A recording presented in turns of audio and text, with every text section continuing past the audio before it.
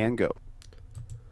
Ladies and gentlemen, welcome once again to the IceBox Pickup Throwdown iRacing Truck Series. Tonight, it is the Bommarito.com 100 at Gateway, or what are they calling it now? Worldwide Technology Raceway. It's an outstanding racetrack. We're really excited. It's not technically a short track, but it's the shortest track that we've raced at so far in the Pickup Throwdown. But my name is Eric Estepp. Thank you all for tuning in tonight on my YouTube channel, Out of the Groove, as well as Podium Esports on Twitch.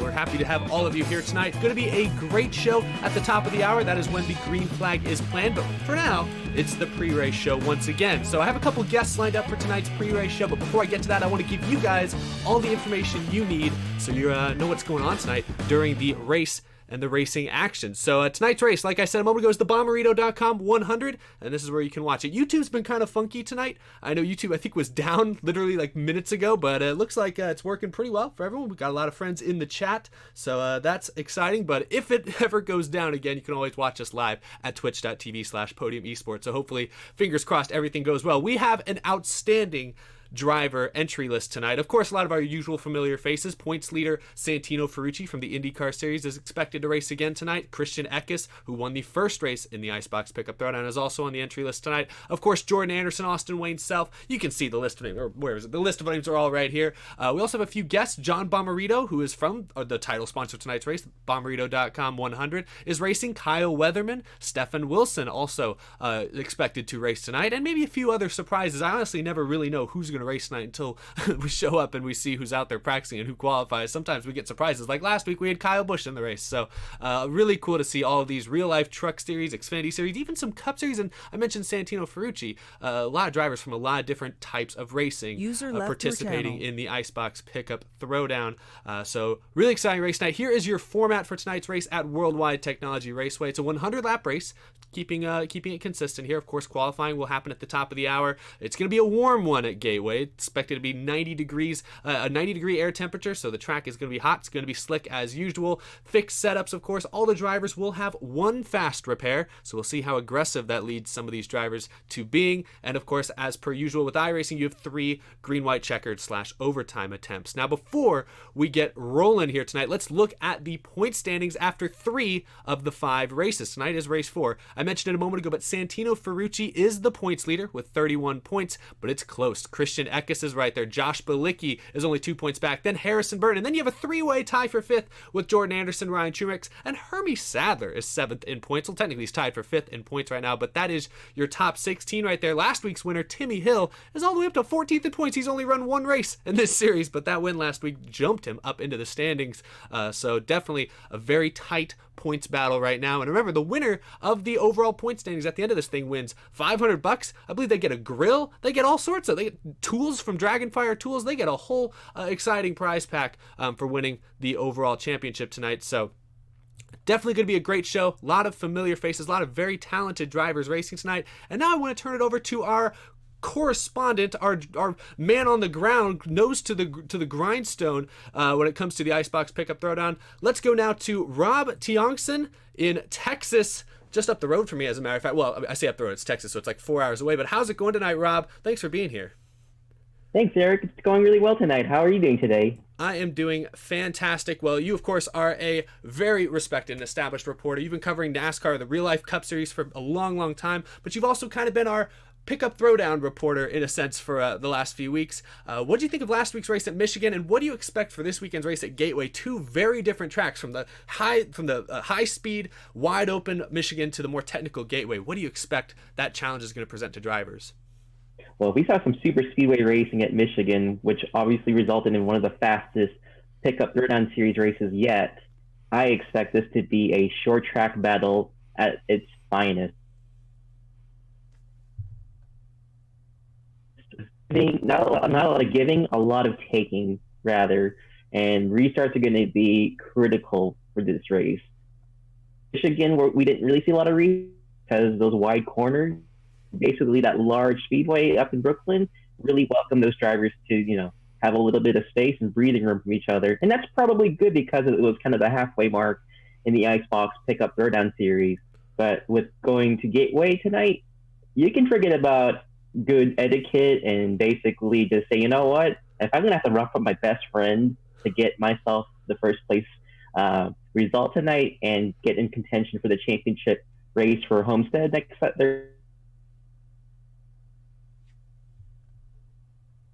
Thursday, just be nice win. You gotta be willing to put it all on the line. Yeah, so you mentioned it's definitely going to be. You think it's going to be more aggressive tonight? I can see that for sure, being more of a short track compared to especially compared to Michigan, for sure. What do you think about having that one faster pair, that one reset? Do you think that's going to change the way a lot of these guys drive? Oh, absolutely. I mean, I think that with having that one reset, you're going to have to be very careful in the very beginning of the race. Now, I know last weekend I said, oh, it's going to be a very aggressive beginning and then an easygoing finish. And I think we're going to actually see a lot of aggression towards the end of the race. So it's actually going to be a race where that fast reset, if you're like 10th on back and you want to use that before we get to the second half of this race. But if you're like in first place and you just rub the wall, it's going to not really going to do a lot of harm for you. So I think really for drivers like Brett Moffitt, who are midfield in terms of the point standings, they're going to want to be careful about that. But if you're Santino Ferucci, even though you have a 1-point advantage, who knows about that fast reset? I mean, he can drive that if it had 3 wheels. That's just the kind of attitude he's had in the series, and that's good to have. You have to be aggressive and be very hungry.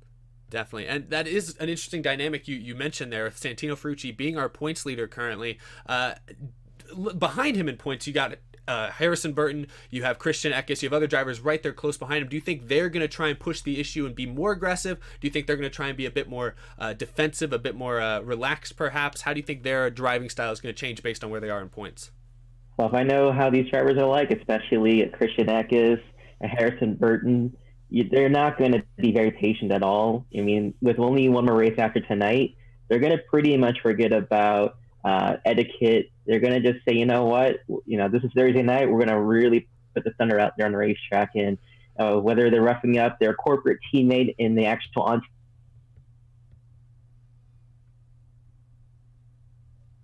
well, that doesn't matter. You got to put yourself out there and give it all you've got, because looking at the point standings, anyone from first all the way down to 28th place, it's only a separation of 19 markers. So that just really proves to me that track position is the name of the game.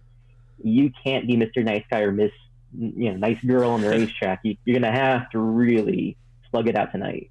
Definitely. Well, that's what the Truck Series always does best. Before I let you go, before we move on tonight, I do want to ask you, because this is the most technical racetrack that the IceBox Pickup Throwdown has been to so far, do you think this is going to kind of cater itself to certain drivers' driving styles? Are there any faces that maybe have run mid-pack or haven't been towards the front so much these first few weeks that you think might shine tonight? Oh, yeah, absolutely. I mean, I think Brett Moffitt is the guy I would have to keep my eye on for tonight's race, just because of the fact that, he finally got a 6th place finish. It's a good top 10 finish after getting involved in some wrecks that are not of his doing. And he's really good about racing on these treacherous racetracks. As I said to you during before the pre-race show, I kind of look at Gateway as sort of a mini Darlington, because it's also an egg-shaped track. And it's also got really tricky corners. Yeah, they're sweeping in turns 1 and 2, but turns 3 and 4, the chrome horn treatment is exactly what someone like a Brennan Poole or an Austin Terrio or Timmy Hill will certainly use the Hail Mary throw past tonight. Interesting, for sure. Well, I appreciate you being here, Rob Tionk. You can find his great work at NASCAR Pole Position Magazine. Now, before I let you go, I forgot, I almost moved on from this, but I have to ask you your pick tonight. Who is your pick to win the 4th race of the Pickup Throwdown? I think you have to look no further than the 2018 NASCAR Truck Series champion, Brett Moffitt. Okay. I really feel confident about his chances. I know he's been involved in some wrecks that are not of his doing, but he certainly knows how to get the job done, and I've been very impressed with the way he's taken to iRacing these last couple of weeks. Doesn't have to use that fast repair. He's my guy to pick the guy to win this race for sure. A former real-life Truck Series champion. That's a good pick. I like Brett Moffitt. He's run well, progressively gotten better, I think, in this series. So tonight might be the great night to get it done. Well, where can people find you on social media, Rob? Where can people find your work? Well, I can be found on Twitter. My name is at Rob Tiongson. Again, it's ROBTIONGSON. And I'm pretty interactive, so if you tweet to me, I'm pretty much going to give you the time of day to talk to you about racing or whatever's on your mind about NASCAR. So you can find me there. And of course, I'm also on Roar Weekly Racing Magazine, and I'm also with NASCAR Pole Position and the podiumfinish.net. So that's where you can find me for sure. Awesome. Well, thanks for being here tonight. Hope it's a great race. Absolutely. Thanks for having me again, Eric, and let's have a great fourth round. Let's get it on. I like it. I like that excitement. All right, so the pre-race show here continues to chug along. YouTube seems to be holding its own, so I'm impressed, YouTube. Good job. You guys figured it out very quickly. I think, hopefully, we're going to be able to talk to our in-race / pre-race reporter, Jordan Anderson. We'll see if I can get him in here really quick. I think he's out there practicing. User was moved to your channel. Get there. What we got? We got visual. Are you in TeamSpeak or are you in the game? Jordan. Oh, Jordan's on the phone with someone else. All right. We'll check in with Jordan in just a moment. All right, we'll check in with Jordan in just a moment. He's in the middle of practice. It looks like he is on the phone with one of his competitors, perhaps already rivalries being brewed before the race even gets underway. But we'll check in with Jordan in just a moment. But before that, we'll turn to the chat here. I'm watching on YouTube. I also got the Twitch chat as well. I'm just happy YouTube's still working. Twitch, a big crowd on Twitch as well. That's awesome. I want to get the chat's perspective here. I'll flash back up that roster for a moment, and I want to ask the chat who their picks are to win, looking at all these drivers that are on the preliminary entry list. Of course, I'll remind everyone that race 1 at the virtual Texas a few weeks back went to Christian Eckes. Race 2 at Kansas went to Santino Ferucci, and then last week's race was won by Timmy Hill. A lot of unique drivers, a lot of different driving styles that have been successful so far in this thing. But it's going to be, I see a lot of Timmy Hill fans still in the chat. People were big Timmy Hill fans last week with all the hills running up towards the front throughout that race. We'll try this here in just a moment. Hey, Jordan Anderson, you got us here on the pre-race show. I don't think he's got us. All right.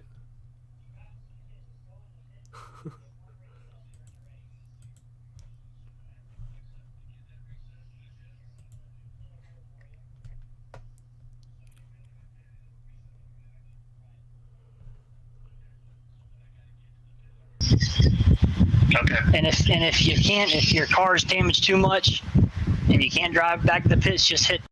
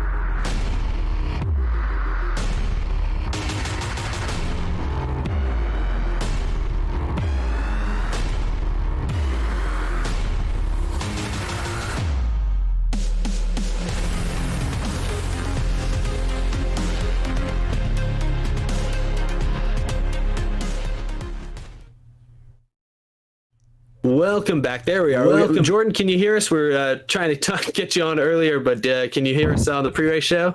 Loud and clear. What's going on, guys? There we go. And we might even have a visual. I think we can see you as well here if all things are going according to plan. Well, thank you for being here tonight, man. It's the fourth race of the Pickup Throwdown. Pretty exciting. What is your takeaway? You're up to fifth in points. I'll get to that in just a minute, but how much this series has grown. It's 4 races in. We've seen a lot of development. How exciting is it that this thing has grown as quickly as it has? It's been pretty cool, Eric. It's been something that's changed and evolved every week, just like the real racing getting back going here in the real world. So it's been very fluid. We've learned a lot through the process.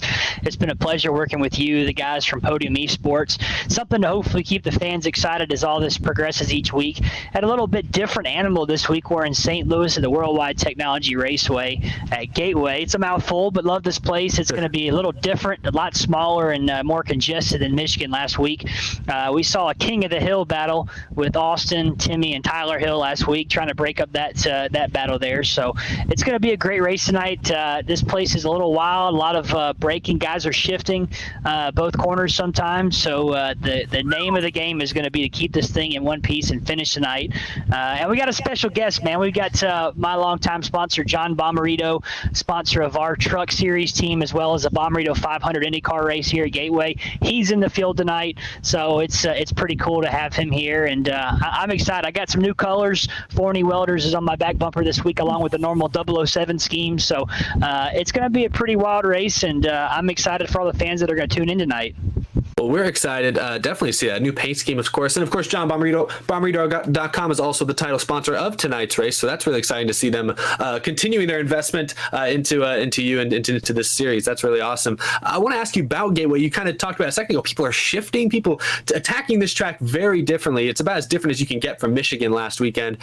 What kind of challenges does Gateway or Worldwide Technology Raceway present that makes it different than the other tracks so far in this series?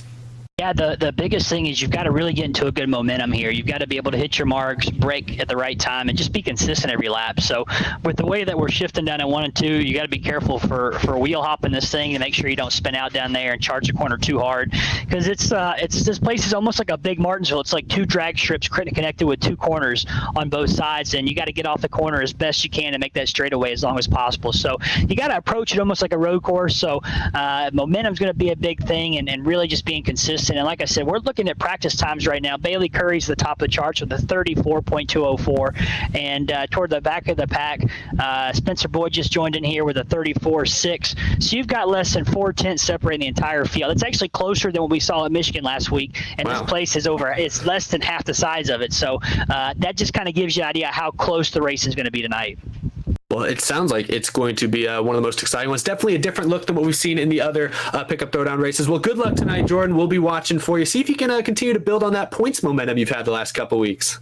That's our plan, Eric. We're going to try and stay out of trouble here tonight and make sure we're there at the end. We haven't had a DNF yet in this thing. We had 2 laps we finished down at Texas early on, and it sure would be nice to bring home another top 5 for all our fans tonight as we get ready and gear up for the real thing starting back soon. And it's hard to believe we got 1 more of these things at Homestead next week, so time has flown by, but appreciate all you guys have done and looking forward to having a fun night here. Going to be fun for sure. Well, thanks for setting this up, and good luck tonight, Jordan. We will be watching. Thanks, guys. All right, so that's just about going to do it, I believe, for the pre-race show. We have over 200 watching on YouTube. My Twitch thing is off to the side. I can't see the numbers specifically, but that's exciting. Tonight, Worldwide Technology Raceway at Gateway, the 4th race of the IceBox Pickup Throwdown. I think that's all for me. Next you will be seeing is the Podium Esports team. They're going to be calling tonight's race as per usual. Going to be really exciting, and hope it's a fun one. We'll see you guys all at the checkered flag.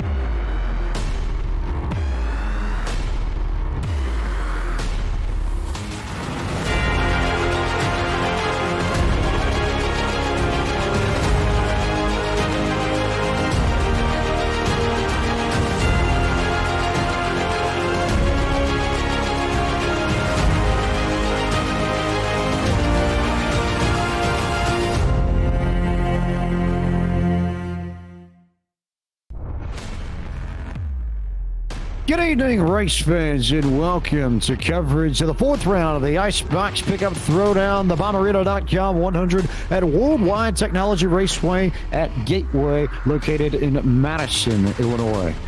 Glad that you've joined us here on Eric Estepp's Side of the Groove YouTube channel and the Podium Esports Twitch channel. I am James Pike, the voice of Podium Esports, alongside Justin Prince, Blake McCandless, Eric Estepp himself, and our producer tonight, Ryan Bauer. And JP, I turn to you first.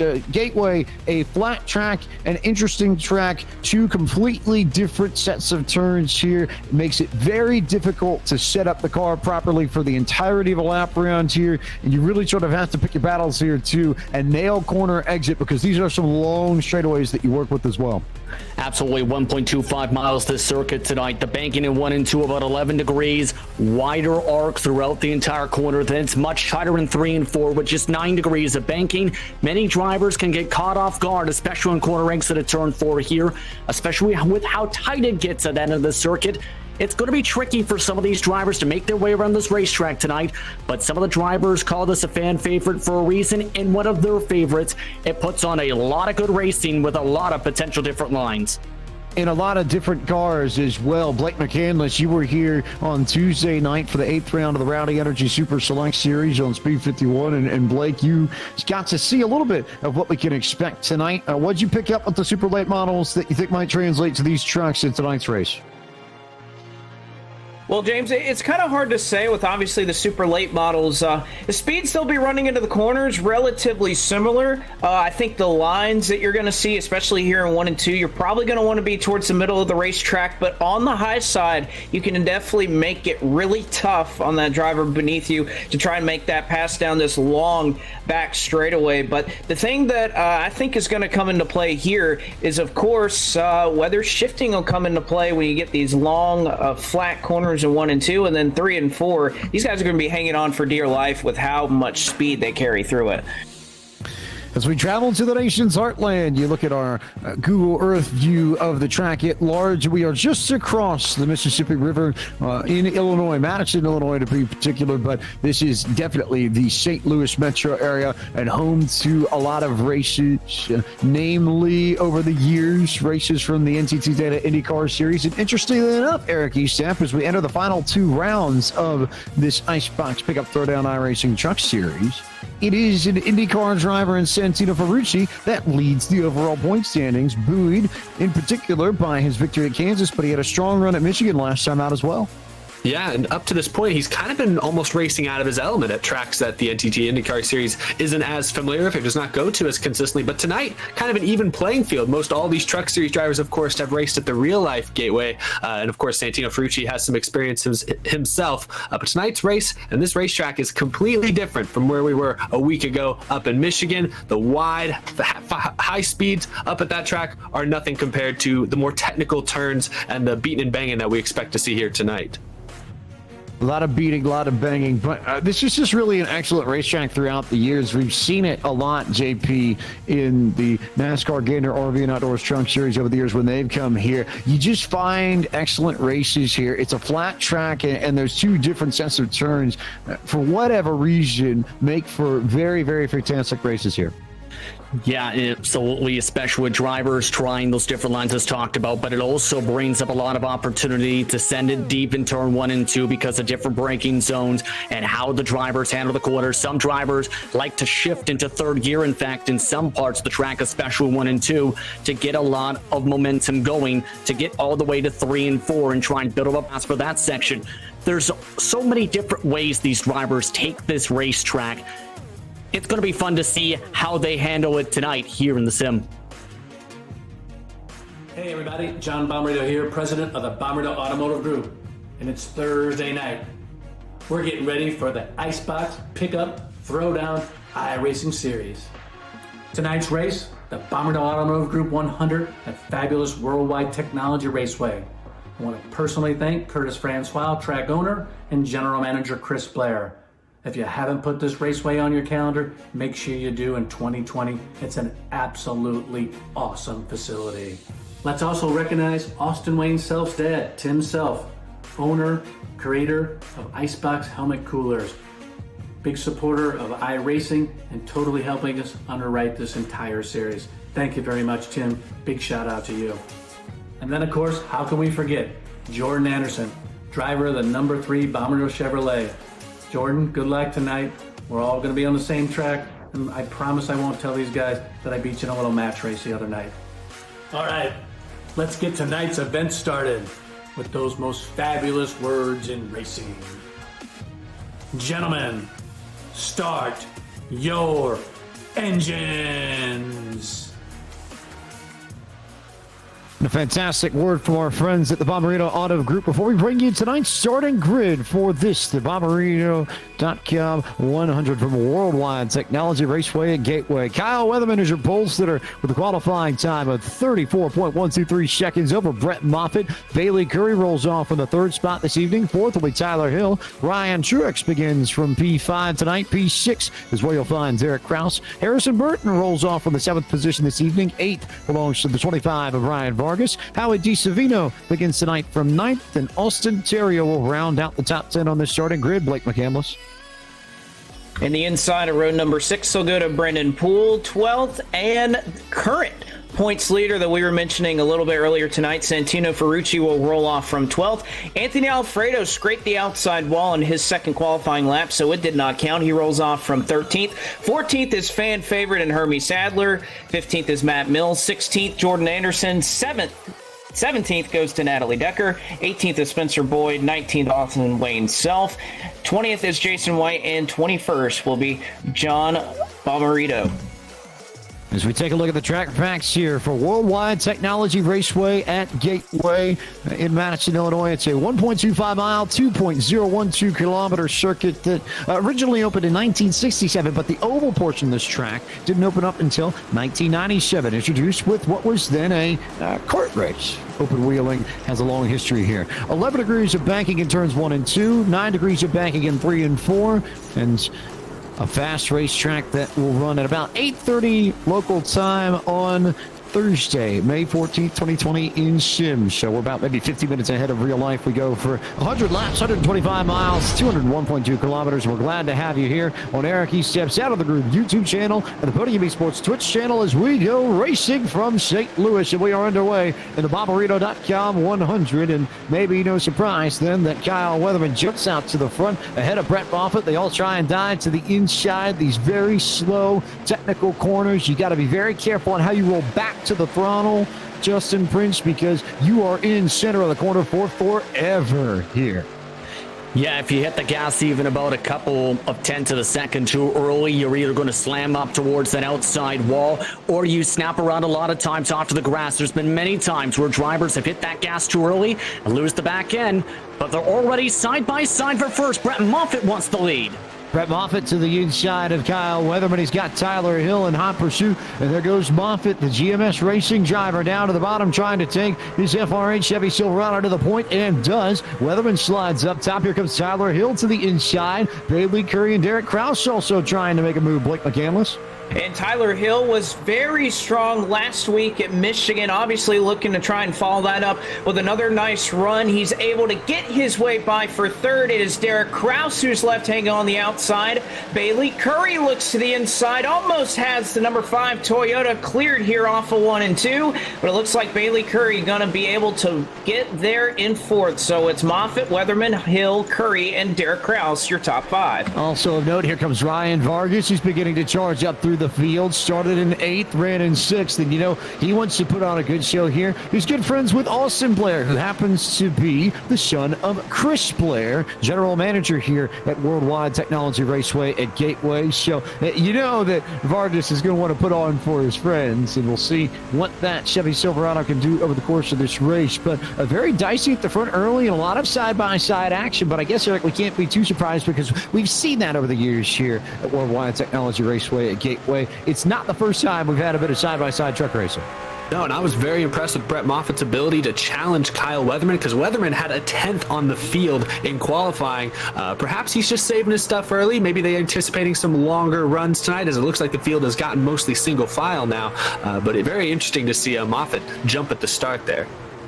Moffitt with a good jump to go to P1. He's pulled out ahead by a few truck lengths. Also a note and a fun story that you want to touch on, Justin Prince. Anthony Alfredo back in the IceBox Pickup Throwdown tonight. And Alfredo didn't even get the chance to qualify. He was in, maybe about 5 minutes before the qualifying session started. He's already gained 3 spots from where he started, running in 10th, looking to try and close down on Harrison Burton to get the 9th position.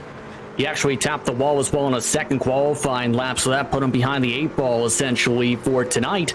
But he's done a good job so far. Already 3 positions gained from the drop of the green flag in 5 laps. But as some drivers I spoke with talked about, the field's starting to spread out a little bit as the tires start to build up contact in front. Santino Ferucci gets sent into the fence by Harrison Burton. No yellow flag on that incident, but Burton just drove deep in there and got Ferucci's left rear quarter panel, so Ferucci with damage to the right side of his Toyota Tundra. Meanwhile, Burton's Toyota Tundra now under assault from Anthony Alfredo. So you take a look at the Dragonfire Tools instant replay and see what happened between the 18 and the 12 truck. Frank McCandless. Well, you're going to see there, it looks like Harrison Burton just poked a nose just to the inside there of Ferucci and got in just a little too hot. Don't think there was any intent there, but obviously Ferucci not faring too well. A little bit of right rear damage on his machine, but he was able to collect it back up and obviously didn't fully spin it around, so we stay under the green flag. Still under the green flag, and still the front 6 trucks separated by a second at best. It is very tight at the front of this field, and a little bit of dancing and weaving between Kyle Weatherman and Tyler Hill for 2nd and 3rd, while Bailey Curry and Derek Kraus watch on. And Ryan Vargas is in that mix too. But how about Harrison Burton beginning to charge on Ryan Truex for that 7th position, Justin Prince? Yeah, Truex didn't get the best of launches off the drop of the green flag, and since then, despite the contact we've seen before, Burton's been quietly, methodically, just driving his way in his lines, running the same exact pace, mind you, as the race leader. You can see compared to how Truex is up in front, a lot of slipping and sliding as Burton using 3rd gear to get his way out of turn 4, get enough separation and acceleration to dive his way here. Almost looked like Derek Kraus caught the wall in the middle of the front straightaway, and all of a sudden Ryan Vargas is all over the rear bumper of that 19 Toyota Tundra, the Shockwave machine, trying to hold off Vargas. But one of the interesting points here about Worldwide Technology Raceway at Gateway, Eric Estepp, is that you can shift in the middle of these corners. It's rare to see that on an oval, and I suppose especially with the next-gen car and what will eventually trickle down to these trucks, we'll see a little bit more shifting with the new sequential transmission that will debut on the next gen. But for now, this is one of the few places where you actually do shift that's an oval. And it's just another completely new dimension, a new challenge for these drivers. It's not all just about when you lift, when you get back on the gas, how easy you are, how easy you take it. It's also about when you shift. And you mentioned it earlier, how these corners, it feels like you're just stuck in them forever. You're rolling the center for a very long time. It takes a very disciplined driver to not overstep it too early and get the car sideways. And just the added element of shifting. Definitely going to separate the men from the boys a little bit tonight, especially in this race. And as we cross the 10th lap of tonight's race, we'll remind you that tonight's broadcast of the IceBox Pickup Throwdown is powered by Forney Industries, a nationwide leader in the distribution of welding and metalworking products since 1932. With 3 generations of machines to choose from, Forney has you covered from beginner to expert. And Forney machines are designed for durability and performance. You can check out their new equipment line, along with all their other metalworking tools, at www.forneyind.com. And they are also the sponsors of tonight's Fastest Lap Awards show. The Forney's Fastest Lap Award winner will give it at the end of the night. Right now, just looking at timing and scoring, answer to that question, I believe, would go to Bailey Curry in the 83 with a fast lap and 30.379 seconds in race. We'll keep you posted as this race progresses into darkness on how that contest develops, because we should see these speeds pick up a little bit as nightfall descends upon St. Louis and we go into darkness. Blake McCandless. And that's certainly what we're expecting to see, as the sunset here obviously going to play a big part in cooling off this track. Right now, 93-degree track temperature, 89 feel out there on the out there as weather, and a little bit of contact here between Ryan Vargas and Bailey Curry up here in this battle for the 5th spot. But especially once that sun goes all the way down, I don't think it's going to be a question of whether we see these speeds pick up once we get some fresh tires on here. Obviously, the fall off is pretty drastic here, as we're already about 6 or 7 tenths of a second slower after about 13 laps running on these tires. So no doubt about it, once we get hooked back up and this track cools down, speeds are going to pick up. Speed should pick up, and you can see we are currently in twilight here in the St. Louis metro area. Technically speaking, we are in Illinois, but I want to shift a little bit to the racing dynamics, Justin Prince, and just how you get around this place, because you are in the center of the corner for so long. And part of the challenge of putting down a good lap here at Worldwide Technology Raceway at Gateway, I think really does fall in just how well you can ride the throttle. It's so tempting to try and mash the gas and get going onto these straightaways, but there's always the risk, especially with a track this flat, that you do that too early and you end up spinning yourself around. It's not as much of an issue with the Cup cars, or rather these trucks rather, as it is with the Indy cars, but it's still something these drivers are going to need to be aware of throughout tonight's race. Yeah, when I spoke with Ryan Vargas just a little bit about tonight's race, for example, he mentioned that it's a bigger track that races somewhat like a short track, quote unquote, and that's where that balance of making sure you are careful on the throttle and careful in your timing, because like a short track, you hit the throttle too early, you're likely smacking the wall or spinning around, as you brought up. If you hit the gas too late, you're likely getting hit from behind or nearly making contact with somebody. Nearly contact there that time, though, with Bailey Curry in 1. Just about contact with Bailey Curry and Ryan Vargas, and this is easily your best battle pack on track. Outside of maybe Santino Ferucci, you're still trying to work his way back up from that incident with Harrison Burton, who rides in the 12th spot. But Derek Kraus leading this group here with Bailey Curry, Ryan Vargas, Ryan Truex, Harrison Burton, and Anthony Alfredo. They've all bunched themselves together. Here comes Bailey Curry looking to the inside. He had a look and then thought better of it and decided to step back in line, Blake McCandless, rather than press the issue at this time. Well, and Derek Kraus did a nice job there moving to the middle side of the racetrack. That's one thing that you're going to see a lot here in these trucks, and we saw it plenty here on Tuesday night in the Rowdy Energy Super Select Series, is you can kind of throw that block towards turn 3, towards turn 1. All you have to do is shift to the middle of the racetrack or pinch that guy down the bottom, and you can make it very, very difficult for somebody to make a move there on the bottom side. As all these drivers continue to shuffle around Worldwide Technology Raceway at Gateway, still pressure coming from Bailey Curry, who is really trying to find every way to get around Derek Kraus without uprooting Derek Kraus, which I think is an important point in and of itself, as Curry nearly overdrove the exit of turn 2 and had to get off the gas, get down to the inside just a bit to make sure that he didn't clip the outside retaining wall on corner exit. But as it stands, side by side, just behind this group is Truex and Ryan Vargas fight it out for position. Here comes Harrison Burton and Anthony Alfredo, Justin Prince. Yeah, Vargas did the exact same thing as we've seen in the group in front. Pushed up the racetrack, had to get off the gas. Now he's getting freight train. If you're able to get on the bottom side throughout the corners, you're usually in a decent spot. But right here, because of that longer sweep, if you can stick on the high side, you're able to try and defend just a little bit. That's allowed Vargas to just get enough of a run. The problem is, Burton's made it clear he's been not afraid to send it like here. No surprise there as Burton tries to get it into Ryan Vargas's rear deck lid and just about hung onto it too. He's got that truck right on the edge. We talk about the threshold and getting onto the throttle too early. Harrison Burton just about tried to pull that off and just about sent himself around. It was close, and then there's contact, and this time he does move Ryan Vargas out of the way. So Anthony Alfredo will follow in right behind the 12, and we may have a side-by-side battle, Eric, he said, between the 12 and the 21. And that's now 2 drivers early on here that Harrison Burton has gotten into. The Santino Ferucci incident earlier looked a bit more incidental, but right there, very aggressive racing with Ryan Vargas. But Burton is determined. He's close to the points lead right now. He is taking no prisoners early on in this race. I think he recognizes that he's got to go, especially with the way this race is already stretched out. 21 laps under green flag competition here. But that if he's going to find a way to catch Brett Moffitt, he's going to need to start hustling and start running him down. Currently, it's about, call it 5 seconds between Burton and your race leader in the number 23 truck. So work to do for Harrison, Burton and company to get up to the front, as we remind you that tonight's coverage of the Icebox Pickup Throwdown is brought to you by Gen Y Hitch. Gen Y Hitch realizes the importance of protecting investments, and that's why they strive to create innovative hitches for you and your team. You can visit their website at genyhitch.com to find out more about Gen Y Hitch and support their American-made products.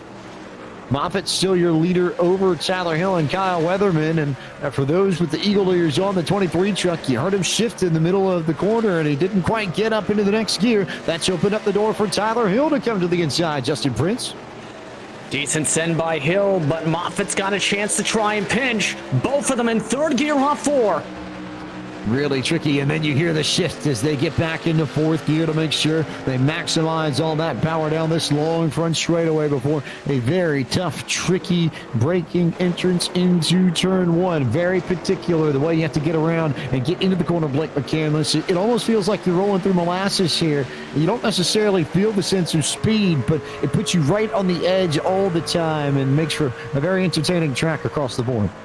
No doubt about it. You're hanging right on your right rear as Tyler Hill tried to make the move for the race lead around Brett Moffitt, but was not able to get it done. And that's probably the one thing about Gateway that isn't necessarily frustrating, but it's just one of the challenges of this unique racetrack. Is Brett Moffitt there gave Hill plenty of room there on the bottom side, but it is rough to try and get that run off at 2, as we'll see Kyle Weatherman now try to make his way by Hill. And that's the other thing here, James, is that Tyler Hill went to try and make a move for the race lead, was unsuccessful, and because of that, you're obviously going to slow down. You're going to wear those tires a little bit. So picking and choosing when you want to take that run and try to make that pass is key, because now Weatherman, he moves a little bit closer and he gets to save his tires over Tyler Hill, who tried for just a moment to take the race lead.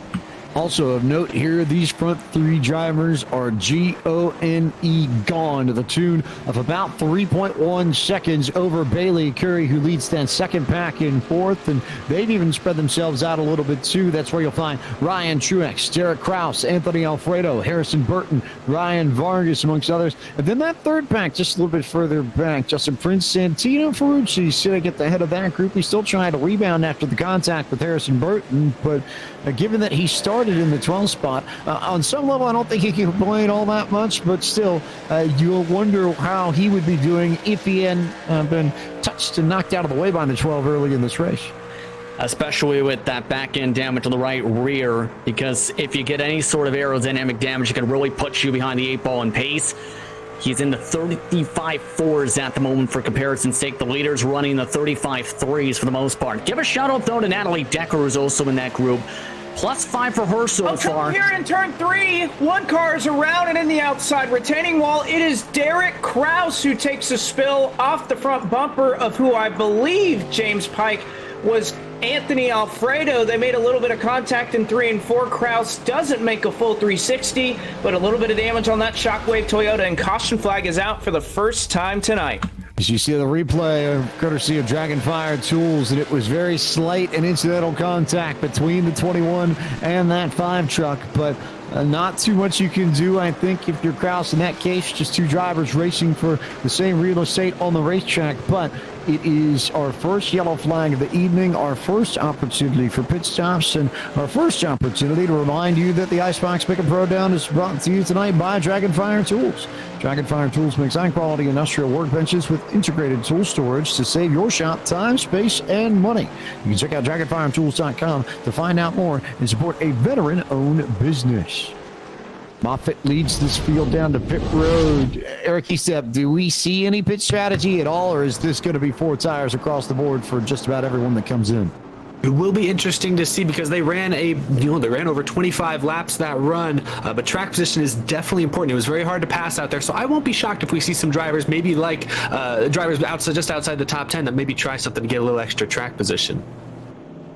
Certainly wouldn't be the worst thing in the world. You'd think of somebody like maybe a Santino Ferucci seems like a prime candidate to try and run with that. But in the meantime, we'll see how it all shakes out. And there's a little bit of a move from Tyler Hill as he jumps out in front of Kyle Weatherman. Bailey Curry, long stop for Brett Moffitt in the 23 truck, who just did not get going when he needed to. It is going to slide all the way back to 7th.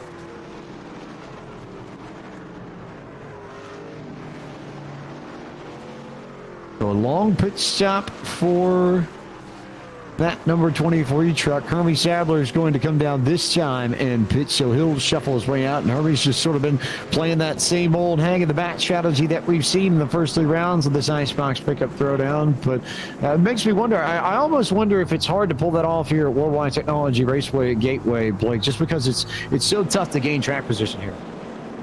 Well, I think you're right. We're already seeing that early on, just how difficult it is to pass. But the one thing that has worked in Hermie's favor over the last couple of weeks is just a lot of the yellows that we've seen throughout the first couple of races that we haven't seen. We got to about lap 25 or so before we saw the first caution flag of the evening. So obviously for Sadler, where that strategy of hanging around in the back and letting these guys race and kind of wreck each other has worked, obviously a bit of a different happenings tonight where he hasn't seen all those yellows yet. But now that we've had that feeling out process, now that you bunch these guys back up together, certainly can't happen again.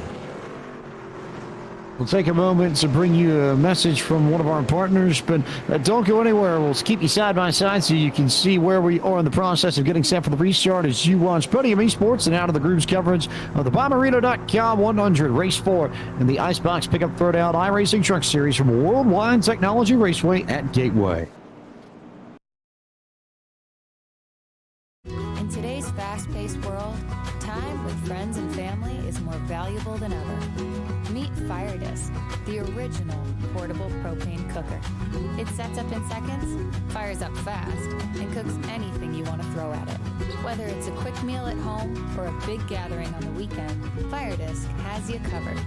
Take your kitchen outside and enjoy everything that makes good food great. Firedisk. Fire it up and gather round.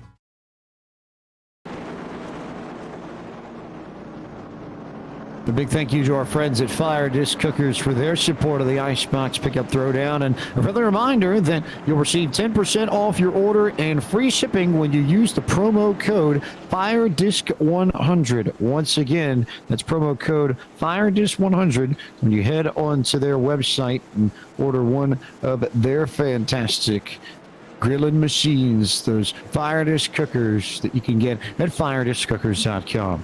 Restart going to come here on lap 31 of 100. Tyler Hill, your leader, over Kyle Weatherman, Bailey Curry, Anthony Alfredo, and Ryan Truex. A bit of a shuffle in the running order here, and maybe another opportunity for Santino Ferucci to start climbing his way back towards the front. Remember, he is the points leader coming into tonight's race with one more remaining after tonight. We'll see what happens with that 18 truck, as the 9 truck is the one that gets the honor of leading us back to the green at Worldwide Technology Raceway at Gateway. Tyler Hill back on the gas. We are green flag racing once again as the 89 of Kyle Weatherman continues to hold tough on the outside of that 49 truck of Bailey Curry. And Curry continues to sit on the inside as Weatherman tries to get the momentum on the top side. Here comes Anthony Alfredo to the outside of the 49, and Alfredo trying to go grab another position. Justin Prince.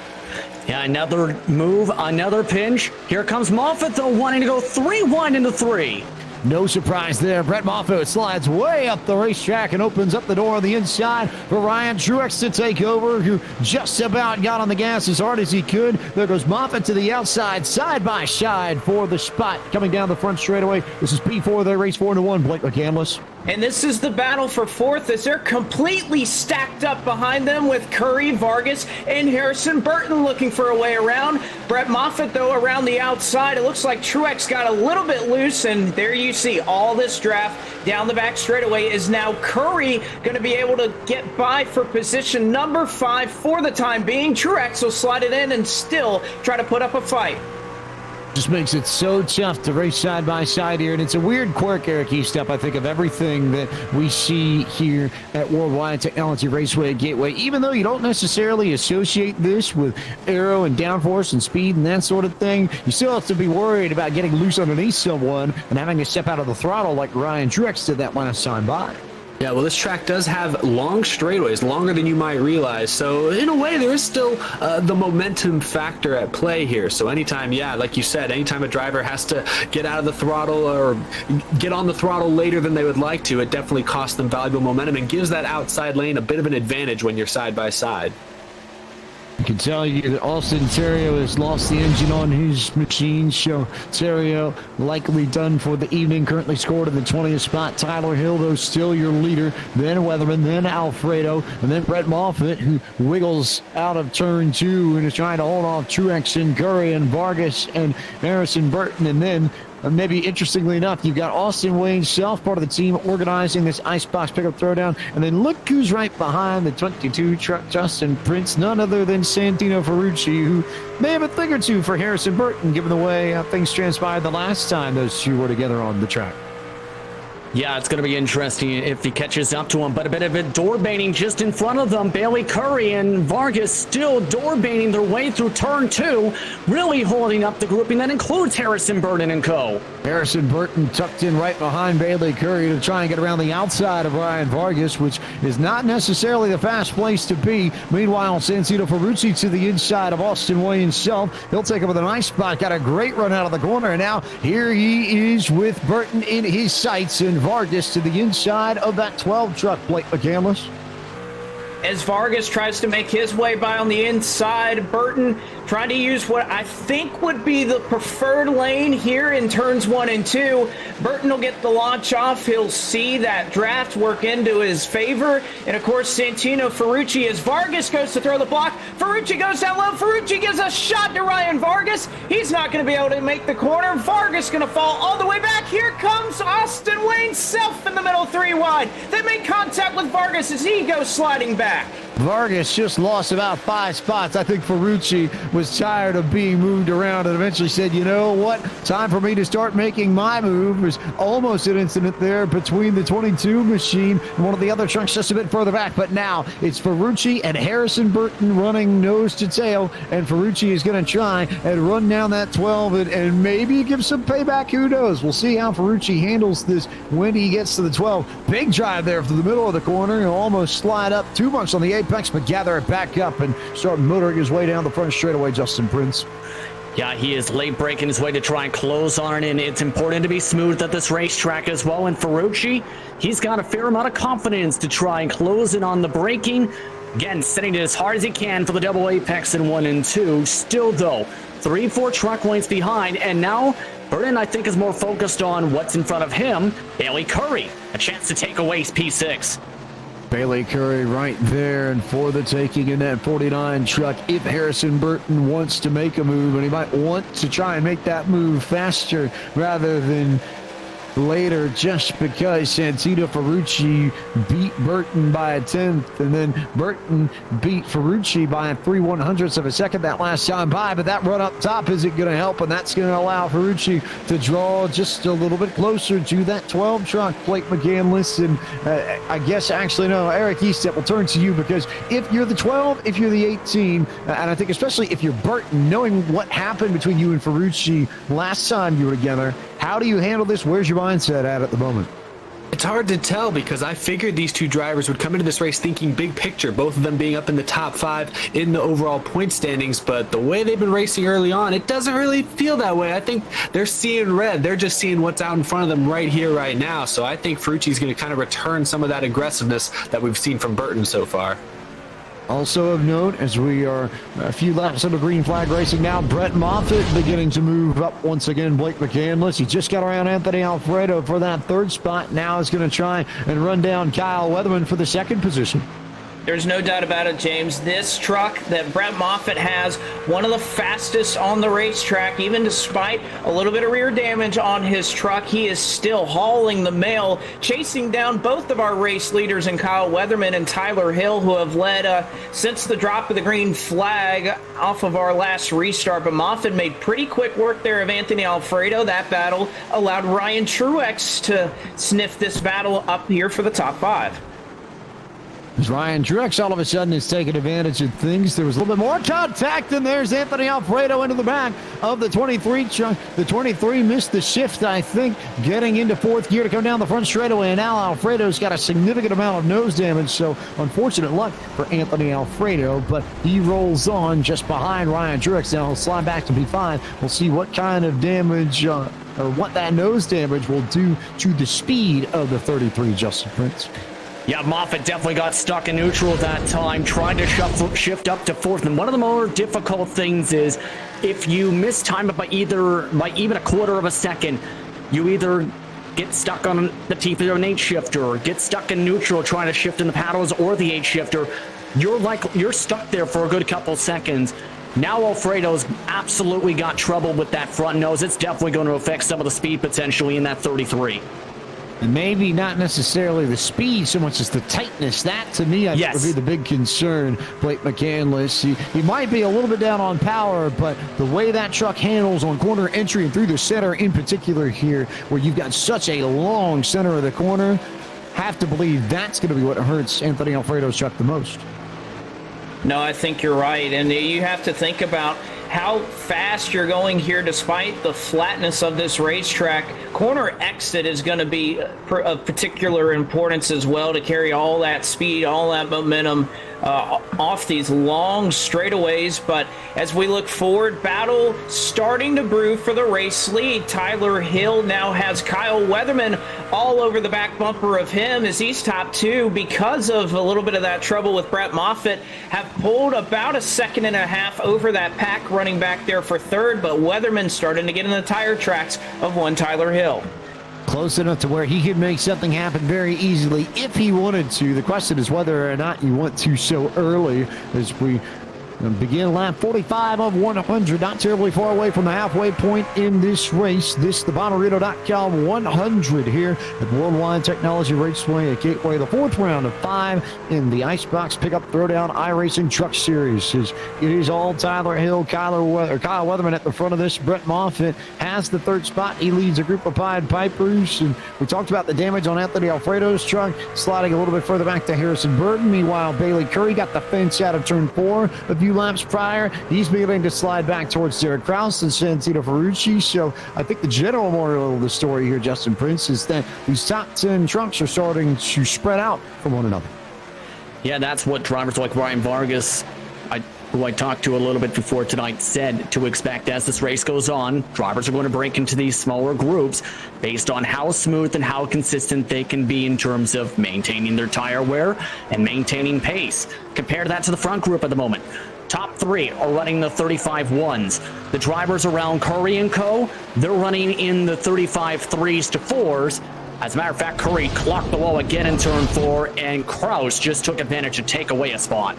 So Kraus gets the spot. Santino Ferucci right there as well. In the event that Curry is still slow down the straightaway, you can see the Seal Master Machine beginning to put all kinds of pressure on Curry's truck, and I don't think it's going to be much of a fight as Ferucci will clear Curry and take over the 8th position. So solid work from Ferucci to get another spot back and continue to climb up the pylon. Derek Kraus is next for the 18 truck. Kraus currently sitting in the 7th position as they begin lap 48 of 50 here at Worldwide Technology Raceway at Gateway. And Eric, I think we're beginning to see Kyle Weatherman start to search for lines to try and get around Tyler Hill. Looks like to me he's figured out that if he tries to run and mirror the 9 trucks line perfectly, that he might not get the job done. So we're starting to see Kyle Weatherman jump high and jump low and run high and run down on the bottom to try and figure out where he can alter his line to get enough momentum to just get even with Tyler Hill, because you can get even with somebody on momentum. It completely changes how you have to race them and they have to race you. Yeah, well, he definitely has some space right now to try things. He still has almost a second and a half back to third place Brett Moffitt. But it is interesting to see how this run varies from the last run. Remember the first run, Kyle Weatherman started on pole and kind of immediately dropped back to third or fourth. Here, he's kept closer tabs on the race lead. He hasn't really let Tyler Hill get too far ahead of him here. He's kept him right there out his front windshield. So maybe he's sizing him up. Maybe he's saved enough. Maybe Hill's saved enough. But we'll be interesting to see if the rest of the field can close in on these two if they get side by side. If they get side by side, that's the trick though. But last time by, Hill was faster than Weatherman by 1/10 of a second. So we continue to roll on and see how this shakes out as they come to work lap 50. It'll be cross flags this time by for Tyler Hill halfway in the Bommarito.com 100 as we see a few more trucks out there, but the yellow flag. 1 and 2, it is Brian Vargas who got spun around here, and a little bit of contact. He had help once again. It was Austin Wayne Self. We'll take a look at the Dragonfire Tools instant replay and see what transpired between the 23 and the 22 as Vargas did indeed get some help from Austin Wayne Self, who just drove it in there and wanted to make sure he got alongside the 23 and absolutely just door slammed Vargas up into the fence on the outside. So Vargas and that famous West Coast burger chain inspired paint scheme that will remain nameless for our wonderful audience, at least for the fun purposes of things, will slide back into the race, but not before he falls all the way back to the 18th position as Tyler Hill will lead the whole entire field, I would think, down on pit road. Justin Prince. Yeah, this is definitely going to open up the pit strategy, but keep in mind, they were bouncing and banging off the back bumpers of Vargas. Some of the cars, in trucks rather, I should say, who were inside that train right before that contact. And Vargas as well, you seen him just clip the wall. That's why he was so slow in the corner entry there. And that led in turn to that contact. And now everybody's back down the lane except, well, Hermie Sadler, who's electing to go, it seems, the second time around again. Just to make sure that he doesn't get caught up in anyone else's mess on pit road, which can be a bit more effective as a strategy than you initially realize, is Tyler Hill will lead them to their pit stalls, and it looks like it was a clean entry for that number 9 truck and just about everybody else too. But here comes Anthony Alfredo making moves with 2 tires. So Alfredo, the first to roll the dice and try and make something happen with some pit strategy. The 21 truck beginning to jump up and get up there and see what happens. At this time, we'll take a quick moment to bring you a word from our partners at Richmore Florist. You're watching coverage of the IceBox Pickup Throwdown, Bommarito.com 100 at Worldwide Technology Raceway Gateway, here on Out of the Groove on the Cody B Sports Twitch channel. Richmar Florist makes every day a special day, from weddings and large events to that little something for any occasion. Richmar Florist has the perfect floral expression, and they're open online 24/7 at richmarflorist.com. Everywhere, every day. Richmar's 2 retail locations offer a fantastic selection of floral creations, gifts, and home decor. Book your free consultation in our showroom for your special event needs, and visit us online at richmarflorist.com today. Welcome back to coverage of the Bommarito.com 100, and a thanks to our friends at Richmore Florist for their support of the IceBox Pickup Throwdown. And we now are going to turn to a friend of ours at the Podium Esports side of things, owner of the Esports Racing League, whose colors adorn the truck tonight, Anthony Alfredo, going to be your race leader on this restart on 2 tires. So, Anthony, what's the strategy here? You're the first one to play the pit strategy. Why the 2 tires here midway through the race? That's a great question. I'm not sure I know the answer. I just felt like it was a good opportunity to try it. You know, everyone's pretty close, similar speed in this field. It's not easy to pass, so track position is important. And looking at my tires after the first green flag run, which is just over 30 laps, I had about 97% on my left front and I believe 98 or 99 on my left rear. So they didn't wear that much. So I figured I could get away with taking 2 tires right here. So I figured I'd try that. Unfortunately, I was looking underneath Weatherman for second, and I kind of got he kind of chopped down on me there. He apologized. It wasn't his fault, just a racing deal. But when that happened, Moffitt caught me and he passed me. And when I was behind him, he missed the shift and I pounded the back of him. So I was thinking I was going to have some damage to repair on that stop. So I tried to take 2 tires knowing it would be okay. And I'd just get the damage and it'd probably take as long as a 4-tire stop. But somehow I didn't have any optional repairs, I guess. I don't know how it looked from up in the booth, but we're going to go ahead and try to run it here starting on the front row. Well, Anthony, we'll keep our eyes peeled. I believe that's the fast repair that saves you on that front and brings your truck back to full spec. But in either case, we'll let you get set for the restart. Thanks for taking the time to talk to us, and best of luck here in just a bit. Thank you very much. Appreciate it. Anthony Alfredo, driver of that number 21 Esports Racing League Chevy Silverado, who will lead us to the green flag on lap 55 of 100. It'll be Alfredo, then Weatherman, Hill, Moffitt, Truex, then Kraus, Burton, Ferucci, Self, and Jason White has made an appearance into the top 10. And Justin Prince, the 2-tire stop there for Alfredo. What do you expect to see here on this restart? I'm not quite sure either what we're about to see here. It's either going to be a lot of tightness coming through 3 and 4, or someone able to hold on for at least 5 laps. This is going to be very wild if you're second on back. Let's put it that way. As Alfredo takes you off, we go green flag racing from Worldwide Technology Raceway at Gateway one more time. And Alfredo got a solid restart. He's going to be clear of Weatherman and Hill by about a truck length or 2. Those 2 will dice it up for that second position. And Brett Moffitt's right there as well. Santino Ferucci, however, to the outside of Harrison Burton to take that spot away. Blake McCandless.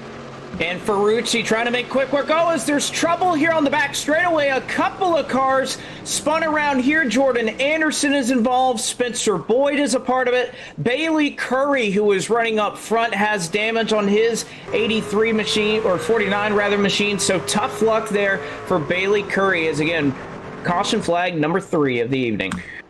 Dragonfire Tools Instant Replay will show you that Jordan Anderson and Bailey Curry were the first 2 to get into it. Anderson, that was the issue that we talked about getting in on the throttle too early. He just tried to gas it up out of the corner a little bit sooner than that truck was ready to. And when he tried to correct it and sort of back out, Bailey Curry was there. Spencer Boyd had nowhere to go. Natalie Decker runs right into the back of this and then makes contact with Don Bomarito. So a lot of trucks in the back of the field all swept up, and now this gets very fun, especially if you're Alfredo, because you would, in theory, Gary Estepp, have the opportunity to take 4 tires and not lose all that much track position here. If you're going to do it, this would probably be the time, no?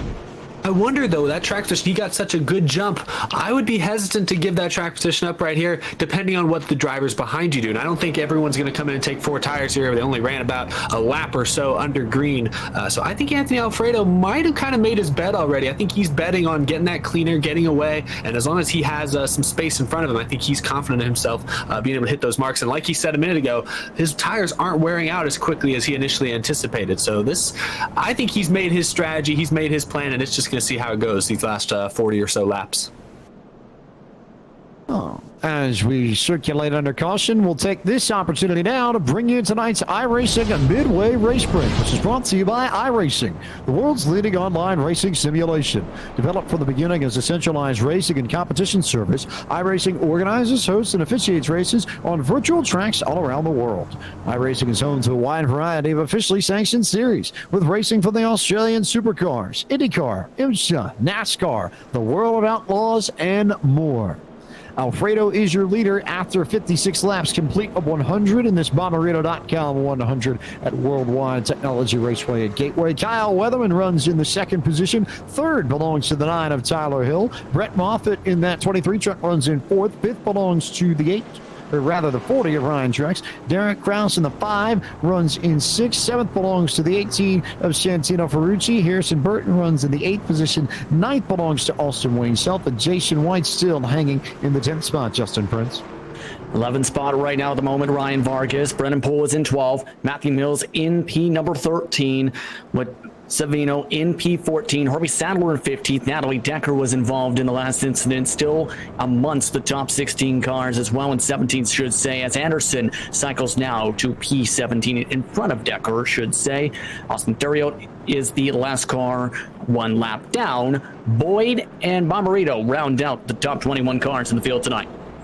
And that concludes our iRacing Midway race break. With over 170,000 drivers on the service and over 80 laser scan tracks and cars to choose from, iRacing is the original esports racing game. And for more information, you can visit iRacing.com today. As I know, a lot of the iRacing servers have completely blown up over the addition of North Wilkesboro Speedway, which you can now, again, get onto iRacing.com and log in and purchase that venerable 5/8 of a mile circuit in Northwest North Carolina that played us through so many great races throughout the years that is going to eventually come in tandem and be joined by the 1987 Chevrolet Monte Carlo and Ford Thunderbirds, based and scanned directly off of cars that Dale Earnhardt and Bill Elliott ran back in the glory days of the Winston Cup era. So for those who lived the Aero Wars 88 mod back in the NASCAR Racing 2003 season days, your time has come once again, finally, in iRacing. We look forward to seeing those cars join the service a little bit later on this year.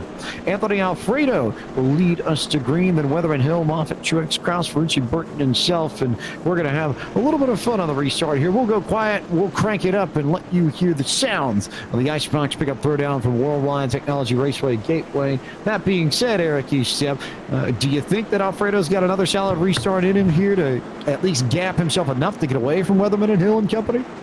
I think he can get away from them, at least at first, for a lap or two. My question is really, as we get deeper into this run, how much of a factor tires come into play? We know Weatherman has a good long-run car. Hill seems to have a pretty good short and long-run car, but I'm still keeping an eye on Brett Moffitt. He's up to fourth right there on equal tires, actually better than our leader, of course. We'll see what he can do once they get strung out here. Waiting on the restart, getting set to go. It will be Alfredo and Weatherman at the front of this field as they begin lap 60 of 100, so 41 laps to go. Alfredo waits, coming out of turn 4, jumps on the gas, and we will leave it to the sounds of the IceBox Pickup Throwdown.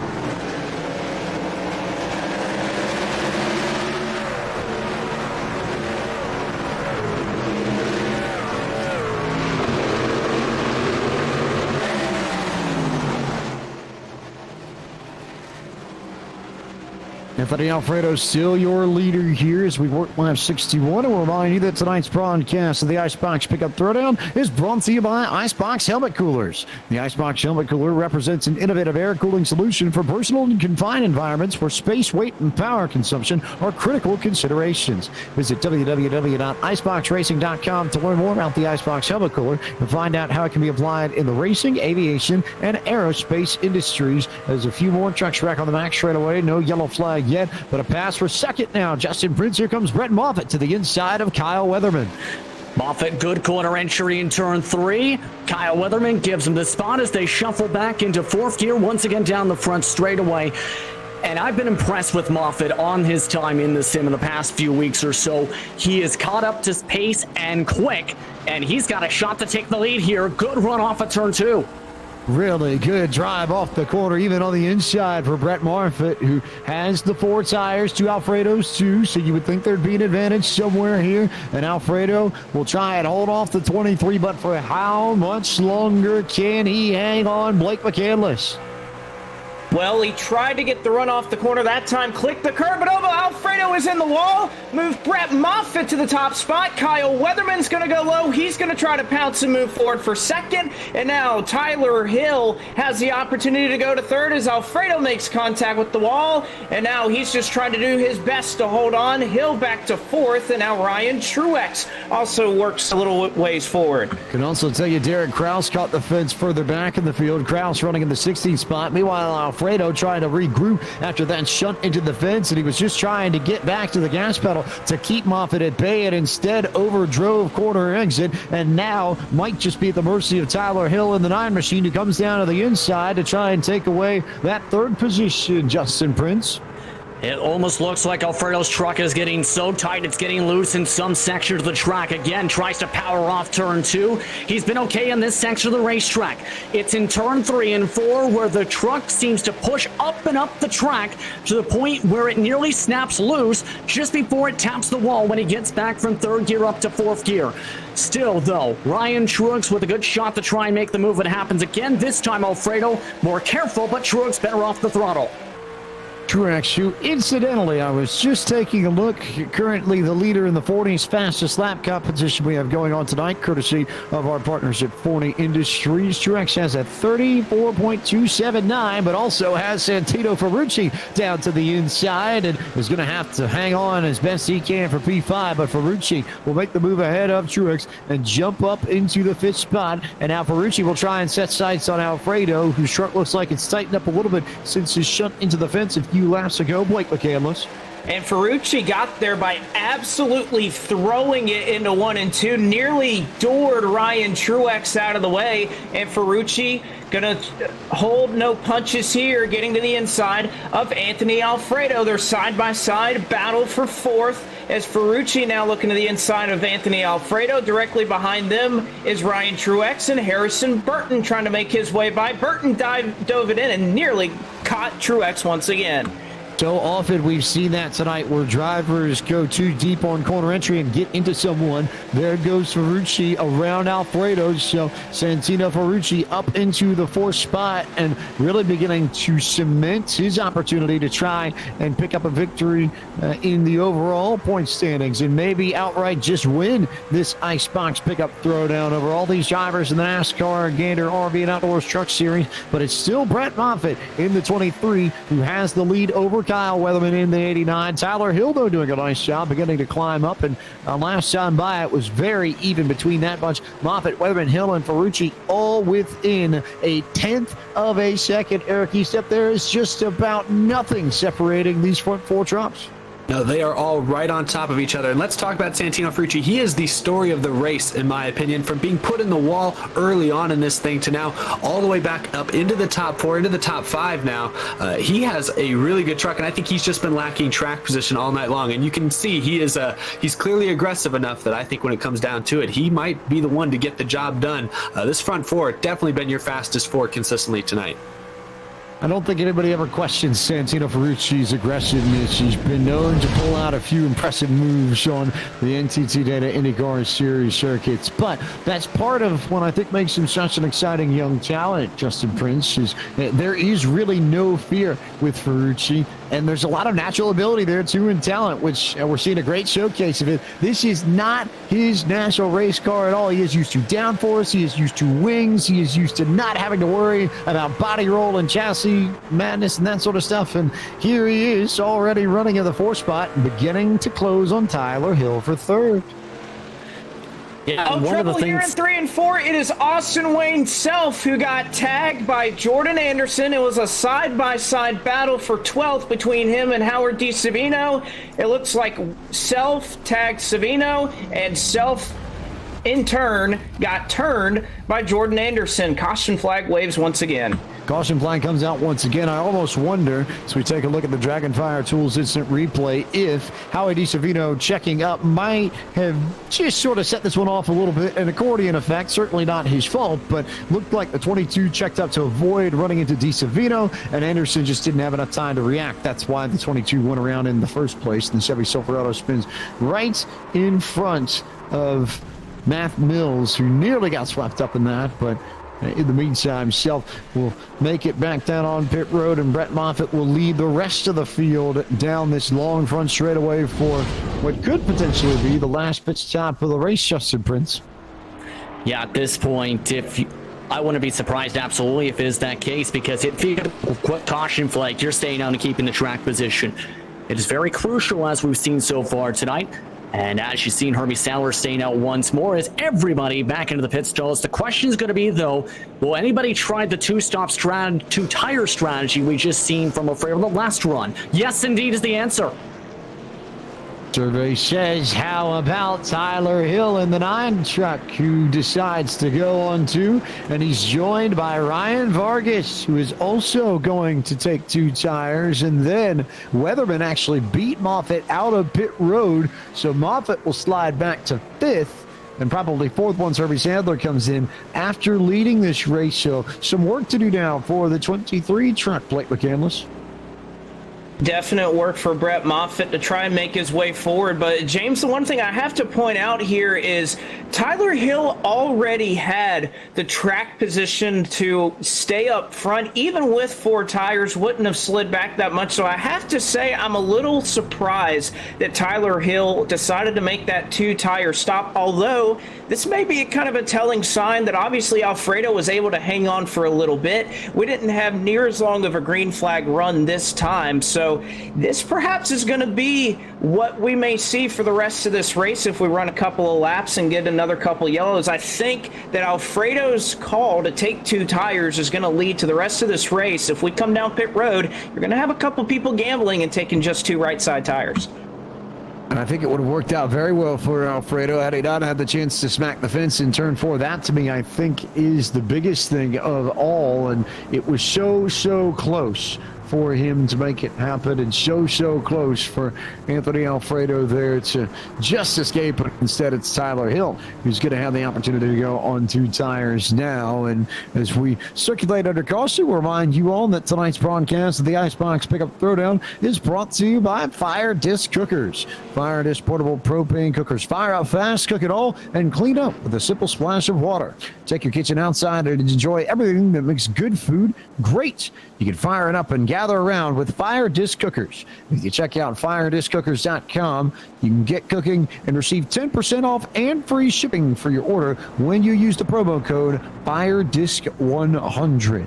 Once again, use that promo code FireDisc100 to get 10% off and free shipping with your order. That's just one of the things that Fire Disc Cookers is doing for all race fans here on the IceBox Pickup Throwdown when you visit their website at firedisccookers.com. Restart to come on lap 75 of 100. Hill and Vargas on 2 tires. Weatherman, Moffitt, and Ferucci. The rest of the top 5, Anthony Alfredo right in the mix too. And Justin Prince. We've seen one driver do it. What happens here when 2 drivers go on 2 tires? Any predictions? I think it's going to be similar to how we've seen Alfredo start things off, but again, the true sign will be when they get about 5 green flag laps in. I think it was similar to when Alfredo tapped the wall at that point when you combine the 2 restarts. So that's going to be the telling sign if they're going to be able to try and defend at least for the short to middle run, or if they're going to get the precautions to help them out and maintain the track position that they're hoping to keep. Track position, the name of the game here as we enter the final 25 laps of this Bommarito.com 100. The Bommarito Automotive Group, big supporters of everything here at Worldwide Technology Raceway at Gateway, and big supporters of the IceBox Pickup Throwdown as well. As Tyler Hill will lead the field to the green. Takes off. Good restart for that 9 truck. Maybe not quite so much for Ryan Vargas. And Vargas is going to have to fight off Kyle Weatherman going into turn 1. Blake McCandless. Well, and Weatherman's got a pretty good run on him, but how about Vargas able to hold him down on the high side? Weatherman slides up the racetrack. Now Brett Moffitt has no other choice but to give Vargas a shove. Nearly shoves him into the opening here on the back straightaway as they'll work it. They're 3 wide behind him. Here comes Alfredo. Somehow they didn't wreck. They were 3 wide. Vargas gets the bump. There goes Weatherman to second. Here comes Alfredo underneath to try and take over the 3rd spot from Vargas. There's Harrison Burton right in line as Alfredo and Vargas bump off each other. Brett Moffitt trying to find a way around as well. And a big send for the 21 to try and lock down the spot. Justin Prince. Strategy's working well for Hill. Strategy not so much for Vargas. Trying it out to defend Moffitt. Moffitt trying to take a peep. Oh, well, Ferucci now joins the fun for the battle for 4th on back at this point. Moffitt blocks the send from Ferucci this time, as again bumping and banging in 3 and 4 contact. Contact. There goes Brett Moffitt, and they all wreck in turn 4. Ferucci's around. Harrison Burton's around. Ryan Truex is around. Yellow flag is out once again, and we'll have a lot to dissect on the Dragonfire Tools instant replay, but you can see that coming. They were all fighting for the same real estate, and as they went into 3 and 4, Moffitt almost got into Vargas. I think did get into Vargas, then got checked up, and Ferucci just didn't have enough time to react, so he gets into the 23, and then the 23 gets into the 18. They both end up wrecking and smacking the wall, and others get swept up in this too. Harrison Burton, Derek Kraus was involved. Ryan Truex got caught up in this incident. Jordan Anderson, I think, got the slightest piece of damage, but just snuck out of it. But big time damage for Ferucci, who I don't know if he used his fast repair earlier, but if he did, that's game over for him tonight almost certainly, and would change how this is going to play out significantly, especially if he can't get back on track. You want to talk about point standings? We just talked about how well Ferucci was doing, Eric Estepp. Maybe a case where we might have a fight on our hands for the title proper if we go to Homestead Miami and Ferucci can't continue in this race. It was like a Shakespearean tragedy out there, James. From the start, got put down early on and then came back to run top 5. That was just a mess on that restart. You had the entire front row on older tires there, and I think Brett Moffitt got a little bit frustrated, kind of being trapped behind the 2-tire truck of Ryan Vargas, and you could see him really leaning on that 23 pretty consistently, and of course then they just all stacked up and got together, similar to what happened on our last caution there, but certainly major points implications. But we'll see if maybe Ferucci can limp it home to a top 10. There are valuable points still to gain out there. And how big is this Santino Ferucci saving the fast repair and using it now? What could end up being a very critical move in his bid for the IceBox Pickup Throwdown title when we get to Homestead Miami next week? He could have used it right at the beginning when he got sent up the hill by Harrison Burton at the very beginning of this race, and instead had it in his back pocket and used it here. He had to with the engine damage, but Santino Ferucci lives to fight for a few more laps in this, and that could mean everything. We wrap everything up next week down in South Florida. Very important note for your calculations. If you're paying attention at home, watch that be a pivotal moment in this championship, perhaps, as we look and see how things happen. We'll turn our attention to a man who knows the Bommarito folks very well. We're going to bring in Jordan Anderson, the man behind Jordan Anderson Racing, and also a good friend of the folks at the Bommarito Auto Group. And Eric Estepp, I figure you're as well suited as anyone to talk about everything Jordan Anderson and everything Bommarito here, since we are in their backyard tonight after all. Yeah, great event that you guys have put on tonight. But Jordan, you've been in and out of the top 10, the top 15. You've been all around the action tonight. What's it like out there at Gateway? Yeah, man, not one of our finer nights. We're struggling with a little bit of drive and rotation in the center, so just trying to hang on and do the best we can. I guess I needed about another day or two of practice on this thing, so it's been a crazy race. A lot of tempers are getting flared right now, actually in the game. Got a couple of drivers going at each other, so it's pretty entertaining to sit here to listen to these guys. I hope it's just as fun for you guys to watch out there. It's been pretty clean for most of the race, but here the last 4 or 5 laps, things got kind of crazy. One of them was my fault. I got into my teammate Austin Wayne's self over here by accident, so I feel bad about that one, but hopefully we'll get back going here and both of us can salvage a decent finish. Well, they're definitely getting very racy up in front of you there. Important to pick your lanes here and maybe sneak through and get some good points there. You got the points leader coming in tonight there in front of you on the racetrack. He's had a very up and down evening tonight. Just how difficult is it to stay off guys when you're pinched down low on the inside of the racetrack? It looks like it's really easy to get tight on exit. Yeah, it's so tempting to just let that track, let the car kind of track up the racetrack on you and let it just kind of make a big apron on exit when that guy's on outside of you. And you got to roll out of the throttle, and then you lose all that momentum that you worked so hard for. So we're on the outside line, coming to 1 to go. I got Harrison Burton in front of me. We got Santino beside me. So 20 to go, man. This is when all bets are off. Things are going to get a little wild. So I'm going to tighten my eye belts up one more time and see if we can hang on here for a clean run to the finish. Awesome. We'll let you get to it. Coming to the green this time. Thanks for joining us, Jordan. Hey, appreciate it, Eric. Thank you all you fans that are tuning in. Hopefully this is a barn burner here. Jordan Anderson, driver of that number 3 Bommarito Auto Group Chevy Silverado tonight, who is going to try and make it happen as we enter the final 20 laps of tonight's race. Tyler Hill and Kyle Weatherman, your front 2, and It is Hill and Alfredo. Well, Vargas still on the 2 tires. We'll see if Vargas can get going a little bit better this time around, but all on Hill to lead us to the green, bring us to 20 to go. They stacked up behind Vargas a bit, so Weatherman's going to be clear, and Alfredo's going to try and fight the 89 for second as they go into turn 1. And Alfredo on those 4 fresh tires. Of course, Weatherman on 2, Hill on 2. Alfredo look to the inside of Weatherman. They nearly make contact here off the corner. Alfredo gets loose. Give it to Weatherman for second. Back to single file amongst the top 5 trucks. Weatherman now tries to close in a truck length and a half. Sends it hard on the brakes. Alfredo sends it hard in. Vargas rides his way around the curves. Top 5 still single file. Well, still side by side about 4 for P6. Vargas almost gained a little bit there. Here comes Alfredo back on Weatherman to try and take the spot. They're racing like mad. Once you get back to about Matt Mills and Howie DiSavino. They certainly are, as DiSavino not able to make a way around Matt Mills, but here comes Harrison Burton. Use that fast repair on the Hunt Brothers Pizza Toyota. Here comes Harrison Burton with the run down to the inside. He's looking for 7th.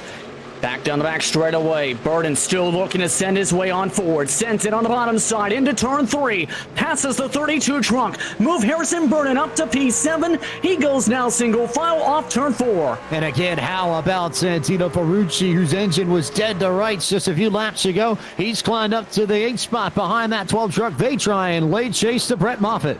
Oh, and a battle up here for second as Weatherman gets shoved out of the groove by Anthony Alfredo. He's going to fall on back and lose third to Vargas as he scrapes the outside wall. It's Alfredo in second, Vargas to third. That breaks up the battle with Alfredo now 3-4 truck lengths behind. Vargas back up to third, but Brett Moffitt is coming for P4. All over the back tailpipe of Kyle Weatherman down the front straightaway. Weatherman might not be safe here. He's going to have to worry about what Moffitt does. Meanwhile, at the stripe, Alfredo was only a 10th off Tyler Hill. The 21 is coming.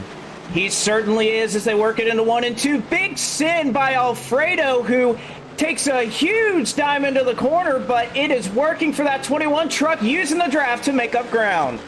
Hill still setting lap times in the same ballpark as drivers on 4 tires. Back in 3 and 4, still holds onto the gap.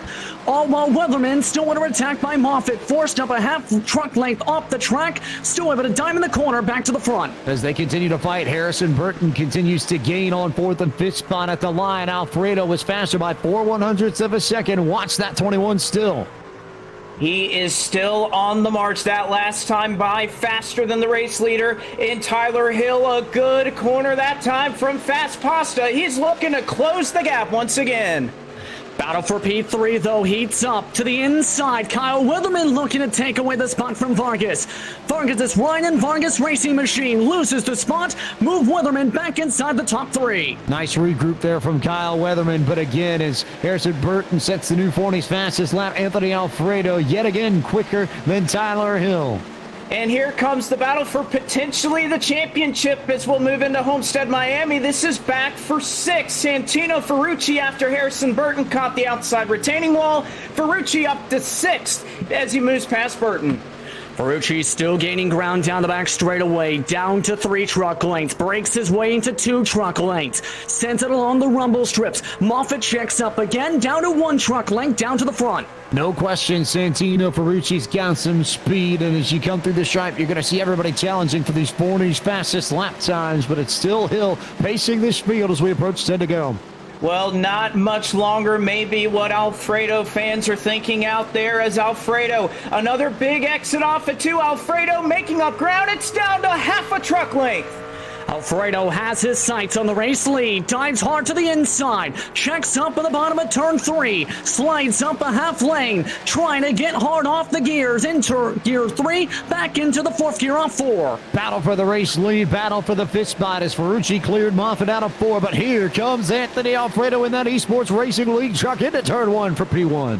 And Alfredo's going to look high and try to duck it down low, but before he's able to try to make the move, contact here in 1 and 2 as a couple of trucks surround the battle for 8th get caught up. It's Matt Mills that's involved, and oh no, it is Santino Ferucci who got absolutely full throttled by Brett Moffitt. Take a look at the Dragonfire Tools instant replay. Not much there. You wonder if the throttle's stuck potentially on the 23 truck, but just no brakes going off into turn one, and Ferucci was just right there, and contact between the 18 and the 23.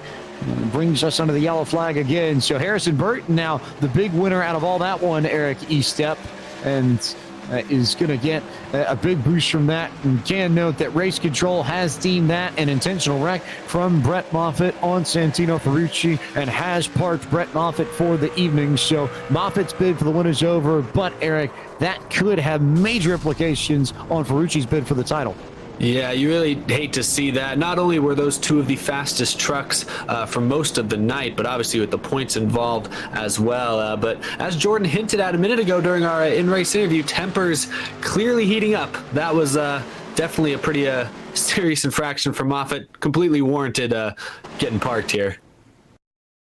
Big time send, and you can see that hard hook to the right as well. There's just not much disguising, and it's not necessarily one that we'd like to acknowledge unless Race Control does the business for us. But Race Control was very quick. Kyle Barnes quick on the trigger to make that call from the tower, and it is game over tonight for the 23 of Brett Moffitt as we see some pit strategy here. Weatherman comes in. And how about Austin Terrio? That's a name we really have not called much at all tonight, Justin Prince, but he's going to be the second truck to come down pit lane behind Kyle Weatherman.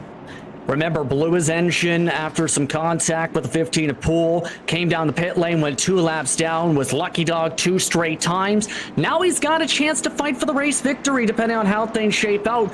First off the pit lane with 4 fresh tires. The top 5, though, stayed out. Hill, Alfredo, Vargas, Harrison Burton. Oh, and just so happens to be Jordan Anderson, rounded the 5 trucks there, James, to try and gain a ton of track position. We've talked about track position a little bit tonight and how tricky it is to pass here. It's not impossible, but it's not quite as easy as it is in some of the other tracks that we visit, just with the lack of banking. And Anderson will take advantage of this yellow flag to jump up into P5. And while we are watching that Bommarito Automotive Group machine, it's as good a time as ever to remind you that tonight's broadcast of the IceBox Pickup Throwdown is brought to you by our friends at Worldwide Technology Raceway at Gateway. Experience the excitement at Worldwide Technology Raceway as the stars of the NTT Data IndyCar Series take to the track for the Bommarito Automotive Group 500 on Sunday, August 30th. And for more information on Worldwide Technology Raceway Gateway, you can call 618-215-8888 or visit www.raceway.com. And a tremendous hats off to everyone at the Bommarito Auto Group for sponsoring tonight's Bommarito.com 100, to Chris Blair and his staff. A special shout out to social media coordinator Madison Mabry as well, all the staff at Worldwide Technology Raceway who make this track such a success in the St. Louis area. And quite frankly, Eric Estepp, have a fun little joint to get around, as we would say around here, because this track just has been really racy all night long. We've seen it here in Sim. It runs that way in real life as well. For sure. Very similar to what we see in real life. And I like that throughout the course of a run, drivers can kind of try multiple lanes. It's a short track, so it's kind of right around the bottom is definitely the preferred line. You see drivers dipping their left sides onto those rumble strips, but we've seen drivers move up in the groove just a little bit to try and arch through the corners and get some added momentum for the straightaways. So it really is a racetrack with an awful lot of character, and one that always puts on a great show in real life. And I think tonight, honestly, it's been a very eventful race from start to finish. At Gen Y Hitch, we realize the importance of protecting your investments. That's why we strive to create new innovations, like the Boss Hitch, with the ability to remove up to 90% of the inertia between truck and trailer and protect cargo from harsh bumps. The built-in Torsion Flex technology makes it the smoothest ride on the market. The different height options and pintle capability makes it adaptable to your needs, no matter where you are. Gen Y Hitch, the only hitch you'll ever need.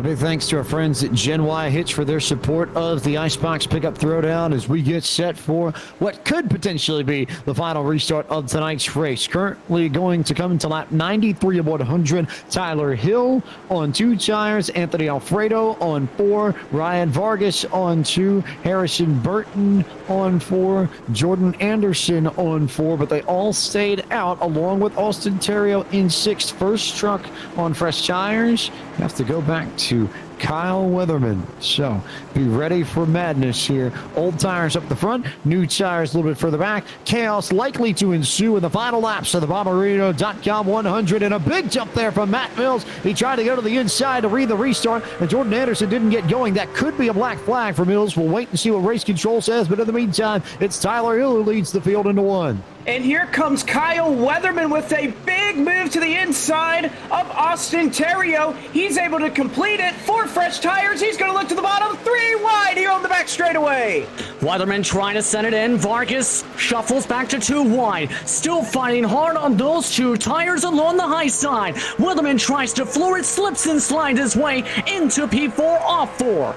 Look at Kyle Weatherman in the 89 Jacques Bell. Jordan Anderson down into the fence on the front straightaway. Yellow flag is out one more time. And Anderson, I couldn't tell if he got help. We'll take a look and see on our Dragonfire Tools instant replay. And it was Anderson just coming up and racing for the same real estate as Austin Terrio. So those two come together, and Terrio and Anderson bounce off one another. Anderson into the fence and the wall on the front straightaway.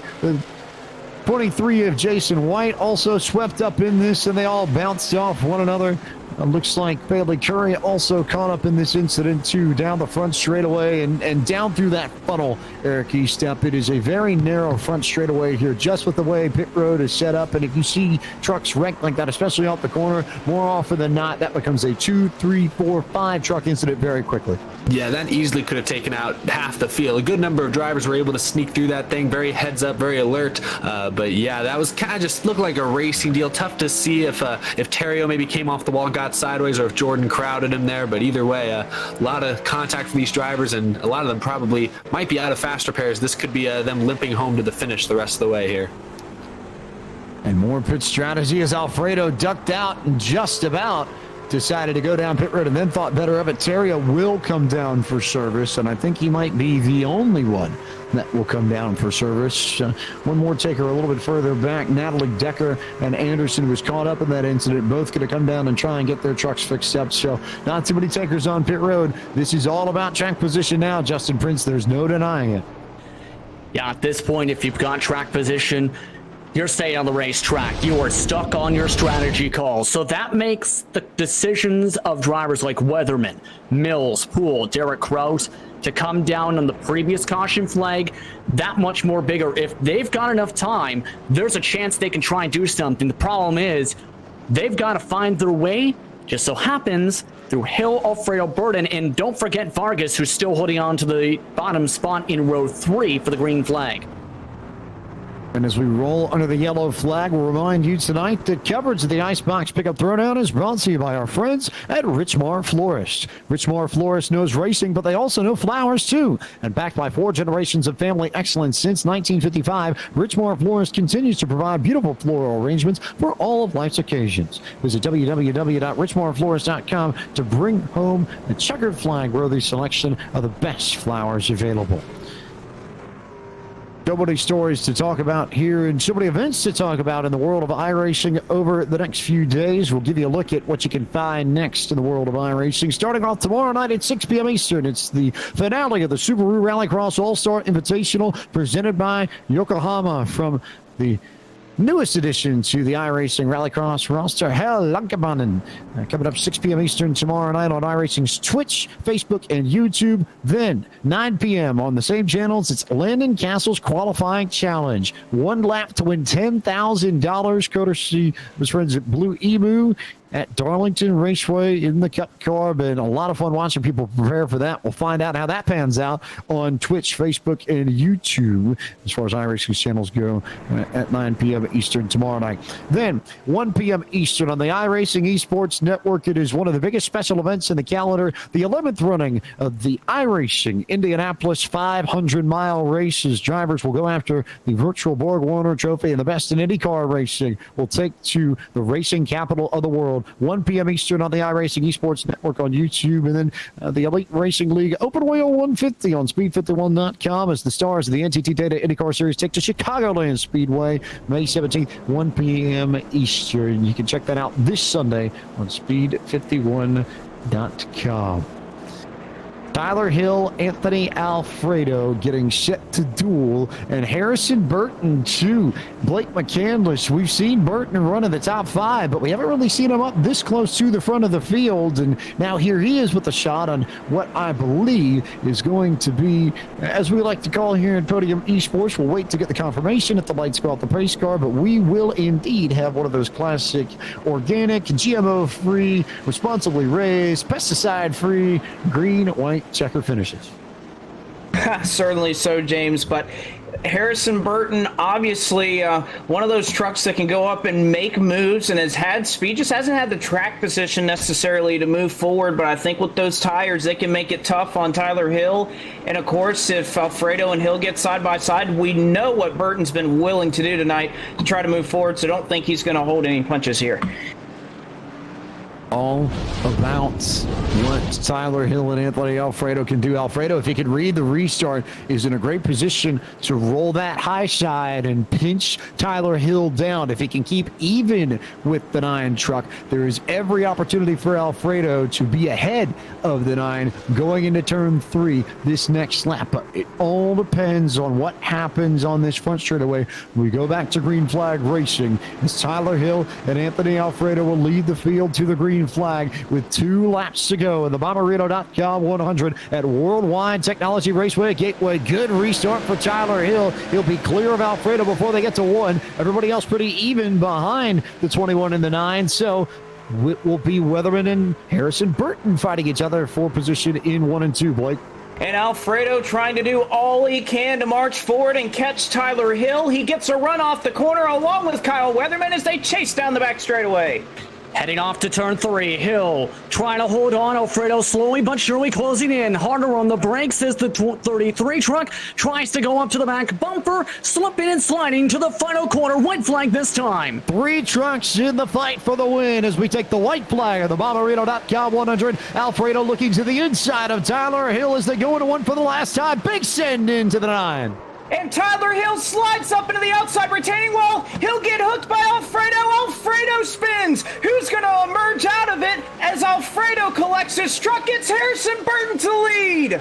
Harrison Burton coming from 4th up to 1st, heading to the final set of corners, has a 3-truck length advantage, rides the bottom side. They're slipping and slide behind. Alfredo gets hit by Mills. They slide, checker flag in hand. Here comes Harrison Burton, who survives absolute chaos behind as Harrison Burton is going to win the Bommarito.com 100 by being in the right place at the right time, and they all wrecked down the front straightaway on that last lap. It was Burton, Derek Kraus, and then Matt Mills came through to get P3. A great run at the end for Mills, but we'll take a look at the Dragon Fire Tools instant replay and show you what happened there on the last lap and just run the whole thing back, because this all starts with Anthony Alfredo and Tyler Hill going into turn 1 that last time by. It was madness between those two, and as they get going, we'll just run the whole thing back and see just how everything develops amongst this group. You can see the battle here up towards the front of the field between the 9 and the 21,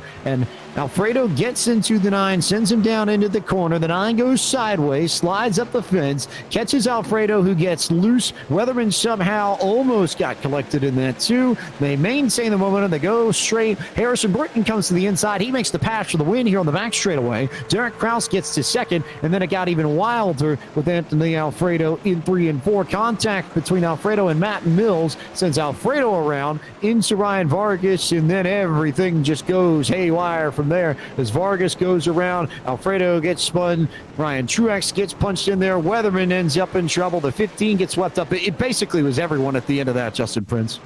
Yeah, it was absolute craziness there. The intensity level just picked up at that point. You see right there, just Mills pushed right up and nowhere for anyone else to go. We talked about before with one of the previous incidents. Once you come off turn 4, it funnels on through, and guess what? It became a major funnel for just about every single person behind that incident. The funneling effect in full swing, I think, here at Gateway, as everything went crazy on that last lap. And at the end of it all, Harrison Burton was good, in fairness, was solid, had a top 5 truck all night. But in this case, definitely a little bit of luck as well, just to make sure that he laid off and wasn't in the way of anything at the end of it to eventually pick up the win, Blake McCandless. And how about that? Just being in the right place at the right time, like you said. And a couple of trucks were in the right place at the right time as well. You see, Howie DiSavino looked like he had a modified out here with how much damage he had. He didn't have a fast repair available to him.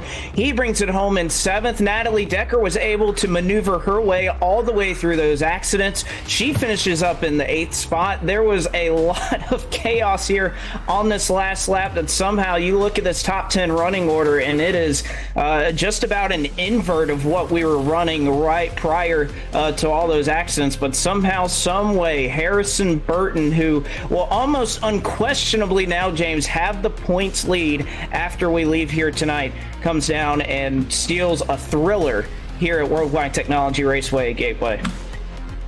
And incidentally enough, Harrison Burton also coming away with tonight's 40's fastest lap, courtesy of our friends at Forney Industries. Had the fastest time all race with a 34.245. So, Eric, you said maybe something fitting in the fact that he ends up winning and takes away that award too. Basically a clean sweep for Harrison Burton here. Really just an insane finish. I was monitoring live chats on Twitch, on YouTube, and everyone was up out of their seats. I mean, I can't see anybody, but from the chat's perspective, it felt like everybody was losing their mind watching the end of that finish. Just a lot happening in a short amount of time. And really cool, though, to see Harrison Burton sneak through and get the win. He ran a safe race most of the night, stayed in the top 10, top 5, and took advantage at the right time. So what a race, what a finish. Another great show in one of these pickup throwdown races, y'all. Truck racing delivers once again, whether or not it's real or virtual, and we now will take a moment to slide down the running order and tell you where your favorite driver finished in tonight's Bommarito.com 100. Harrison Burton, your race winner tonight over Derek Kraus. Matt Mills rounds out the podium here. Austin Wayne Self with an IceBox Pickup Throwdown best 4th place finish tonight. Tyler Hill had the lead coming into the final lap and settles for 5th at the end of it. Bailey Curry finished in the 6th spot. 7th went to Howie DiSavino. Natalie Decker with the top 10. She finishes in the 8th position this evening. 9th to Jason White, and Ryan Vargas finished in the 10th spot. Justin Prince. Ryan Truex in 11th spot. Anthony Alfredo, after having a shot to win the race, heading off to the final lap in turn 1, got shuffled all the way to 12th with the crash. Weatherman 1 lap down in 13th. Brennan Poole 1 lap down in 14th. So was Jordan Anderson in 15th. Austin Theriot in 16th position, 5 laps down. Hurry Sadler 17th, blew his engine. Couldn't get the car fixed in time to make it to the final restart. Santino Ferucci in 18th, Brett Moffitt in 19th, John Bommarito in 20th, and Spencer Boyd rounded up the 21 trucks. And as that completes your full field rundown tonight, we now turn to our race winner of the Bommarito.com 100, Harrison Burton. Maybe something fitting here. The Cannon School alum shoots through the field like a cannon on the last lap to get the victory. And Harrison, just take us through what you saw. It was madness up at the very front, and you were just sitting right in that sort of bubble behind it all to take advantage of what happened between Anthony and Tyler and company. So what did you see out of your windshield, and how did you sneak through to get the win? That's a good question. I don't know. There was a lot of craziness, that's for sure. I definitely didn't expect going into 1 to come out first out of that situation, that's for sure. But I'll take it. That was pretty cool. Pretty happy to win iRacing race. I have never really won a big one like that. So that was pretty cool to win one. Not necessarily the way you want to do it. You want to lead all the laps and everything, but hey, a win's a win. So I'll take it, and pretty excited about it. The win is the win, but more importantly, I think, with everything that happened with Santino Ferucci, you now are going to be the points leader going into the final race at Homestead, Miami next week by 5. So you've got the IceBox Pickup Throwdown title in your sights as well, and the win to go with it. So all of a sudden, I have to believe spirits are lifted significantly going down to South Florida to try and chase the title. Yeah, absolutely. That's pretty cool. That's going to be good practice, hopefully for real life too, is that championship scenario where you got to go down and execute. I've never really been the best at Homestead and iRacing, so I got to go to work. I got to get better at that. But that's pretty awesome. You know, that's the really cool thing about iRacing for me, is that I can put myself in situations like that and scenarios where you have to kind of, you know, think your way through the race, because I'm not always the fastest guy on the computer. So that's going to be kind of my mindset going into Homestead, is try and learn a lot and be in a championship scenario, and hopefully it'll make me better for real life, and we can come out with a championship in iRacing. And then it just comes down to practice, I suppose, and putting in more time in the trucks in Homestead, Miami than you've had the chance to spend in iRacing. So Homestead next week, multi-groove track, great racing in the trucks throughout the years. Your expectations on what we should see in the season finale on next Thursday night? Oh, it should be awesome. Homestead's obviously a fan favorite racetrack. The championship race was there for a long time for a reason. Super tough racetrack in real life and virtually. So I'm really excited to go and give it a shot. I know it's a tough one. It's a hard thing to get right. So I'm excited. We'll give it a shot and see if I can make something happen or not. But I'm just thankful to have something like this to do in these crazy times that keeps me kind of from going crazy a little bit. You know, I think that if I wasn't, you know, iRacing or competing in some shape or form, I would be really bound up about this deal. And I'm happy to have a bunch of iRacing series to go and run, and especially this one with so many cool items on the line, cool race car drivers you're racing against. It's an awesome series for sure, and I'm thankful to be a part of it. Plenty to go race for next week. You've got the IceBox Cold Air System, the Dragonfire Midnight Pro Tool Chest, $500, by the way, on the line as part of the championship too. And you picked up a little bit tonight, I believe, making sure that you get that victory. And so, Harrison, you've had a big night. Congratulations to you. You are the winner of the Bomberito.com 100, and we look forward to seeing you for the IceBox Pickup Throwdown season finale in Homestead, Miami next Thursday night. Sounds like a plan. Thank you guys so much for having me, and hopefully I'll talk to you guys again. Normally when I talk to you, I walk out of here with some money, some points, and maybe some cool prizes as well. So I'm excited, and hopefully we'll see you again next week. Harrison Burton, winner tonight at Worldwide Technology Raceway at Gateway. And after everything we just saw, Blake McCandless, where are your thoughts, and where do you go after a night like this, and how do you carry not only momentum into Homestead, Miami, but how do you deal with the tempers that might boil over too? Because I think we'd be remiss not to think that we may see some after effects from what happened tonight later on next Thursday night. Well, and James, that was one thing I remember a couple of weeks ago. Dave Moody tweeted out something about, I can't wait till I interview one of these drivers after a race in real life and have them say, you know, I owed them because of that iRacing deal. And I think that whether it's next week to come, or I mean, heck, even if this carries over to the Real Driving in the Gander RV and Outdoors Truck Series, that there's going to be a lot of hurt feelings after this race. You think about all the drivers, you know, Austin Terrio and Brendan Poole had a little bit of a run-in. Obviously, you have Brett Moffitt and Santino Ferucci that had their scuffle. And then obviously everything that happened there on the last lap, Matt Mills, Ryan Barr, there's just so many names to toss in that plate, James. I just think by the time we get to next week, of course, you give race car drivers 7 days. They'll simmer down, but they certainly won't forget. So it'll be really interesting to see how this all carries over. And Justin Prince maybe chief among those rivalries just after not only what happened on the last lap, but what was going on in the server chat. I noticed that there were a few words between Tyler Hill and Anthony Alfredo, and I wonder if that may be the headline fight that we need to keep our eye on next week at Homestead, Miami. And I figure if you're a championship contender, you want to watch yourself around those two, because I know Tyler Hill might have it in for Alfredo. He was not happy with the way he was raced on the final lap here at Worldwide Technology Raceway at Gateway. Yeah, I heard a little bit of that discussion myself as well. Anthony definitely took blame for what happened in that final lap. It's just a matter of how he reacts on the track with his actions when we go to the final race of the campaign. Words are one thing, actions are another. Let's put it that way, James.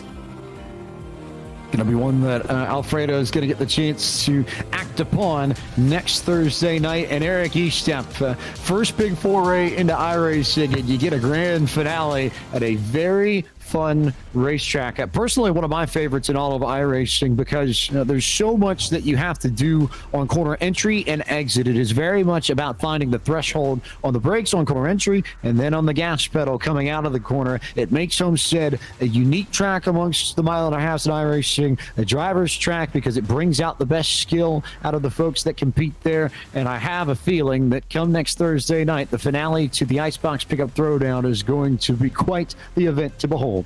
Yeah, of course, Homestead Miami Speedway. It's been the championship race in real life for years for a reason. It's a great racetrack. It's one of the more drivers racetracks, especially when you group it in amongst other intermediates, other mile and a half similar to it. But there really is nothing quite like Homestead Miami Speedway. And we're going to have a very tight points battle at the top of the list next weekend, with Harrison Burton now taking over the points lead, riding this momentum by stealing the win here tonight. Santino Ferucci didn't get the win tonight, obviously was involved in several incidents, but he had a very fast truck, and he has been consistently really good at every track we've gone to so far in this series, so keep an eye on him. He's still just a few points back. And then other drivers, wild cards. Tyler Hill's still very much in it, and you mentioned his controversy, his disagreement perhaps with Anthony Alfredo at the end of tonight. It will be interesting to see what tempers might carry over, what might simmer down. It's going to be really there's going to be a lot of storylines going into next weekend's race for sure, and I think all the fans here are going to be the real winners in the whole thing, because I think they're going to put on a fantastic show. It's been a great start to the Pickup Throwdown, the inaugural season of this new series, and it's been a lot of fun to be a part of it. And maybe even potentially a warm-up, because NASCAR announced just earlier this evening that the Real Life Truck Series will have their annual date at Homestead Miami Speedway just under a month from today. June 13th, Saturday at 12:30 p.m. on FS1 in the United States is when you'll see the Truck Series go after the mile and a half in real life. So who knows? Maybe we'll see a preview of what to expect in June next Thursday night, 8 p.m. here on Out of the Groove on YouTube and the Podium Esports Twitch channel for the finale of the IceBox Pickup Throwdown iRacing Truck Series from Homestead Miami Speedway, 8 p.m. Eastern. You will not want to miss the conclusion to this series, which has had excellent racing through and through. The trucks deliver. It is a theme that carries across real life. It is carried right into iRacing as well. A testament to that race machine and vehicle, and a testament to the work of everybody at iRacing, the staff behind Tony Garner, Steve Myers, Otto Suspeni and company, for putting together a program that does really mimic Truck Series racing so realistically time and time again. A lot more events, though, coming up before next Thursday that we want to tell you about on the world of iRacing. It starts tomorrow night at 6 p.m. Eastern with the Subaru Rallycross All-Star Invitational presented by Yokohama. We turn our attention to Lankabaden for the final race of that series at 6 p.m. Eastern tomorrow night. Then 9 p.m. tomorrow night, it's Landon Castle's Qualifying Challenge presented by the folks at Blue Emo. One lap to win $10,000 if you're the fastest qualifier. Big time money on the line from Darlington Raceway, and you can see coverage of that on iRacing's Twitch, Facebook, and YouTube at 9 p.m. Eastern time tomorrow night. Then Saturday afternoon, 1 p.m. Eastern, May 16th, it's the 11th running of the Indianapolis 500-mile race in iRacing as the best of the best in open wheel racing take to the racing capital of the world. 200 laps, 500 miles, and one of the most entertaining races in iRacing you will see year in, year out. You want to talk about another car that delivers? That IR18 is not any slouch either. You'll see coverage of that on the iRacing Esports Network before we wrap up the weekend with the Elite Racing League Open Wheel 150 from Chicagoland Speedway at 1 p.m. Eastern on Speed51.com on Sunday. Also of note, the International Sim Racing Challenge. We have to mention that one as the Porsche Clubs of America and Great Britain take to Silverstone in a cross-continental competition that will rivet all the road racing fans out there. You'll see coverage of that on the iRacing Esports Network at 4 p.m. Eastern on Saturday, May 16th. And then we build to the finale. Homestead Miami Speedway, race number 5 of 5 in the IceBox Pickup Throwdown, 8 p.m. Eastern, next Thursday night, May 21st, Out of the Groove on YouTube, the Twitch channel of Podium Esports. You will not want to miss this. We are going to Miami. Maybe we'll see Will Smith, who knows, but we will, I think, be guaranteed for a fantastic finish to this IceBox Pickup Throwdown. Time to say goodnight from Worldwide Technology Raceway at Gateway, but a big thank you to so many people, to our partners at the Bommarito Auto Group, to Chris Blair and all the staff at Worldwide Technology Raceway at Gateway for everything that they do, for everybody at Jordan Anderson Racing, AM Racing, Austin Wayne Self, Tim Self, Jordan Anderson himself, A Engine, Josh Moll, our admin tonight, Kyle Barnes, everybody at Podium Esports, Cisco Scaramuza, Gary Sexton, John Theodore, and for my partners in the booth tonight, Eric Eastemp, Justin Prince, and Blake McCandless, with our producer Ryan Power. I am James Pike, the voice of Podium Esports. Thank you so much for watching the Bommarito.com 100 from Worldwide Technology Raceway at Gateway. We will see you next Thursday night for the final race of the IceBox Pickup Throwdown iRacing Truck Series from Homestead Miami Speedway.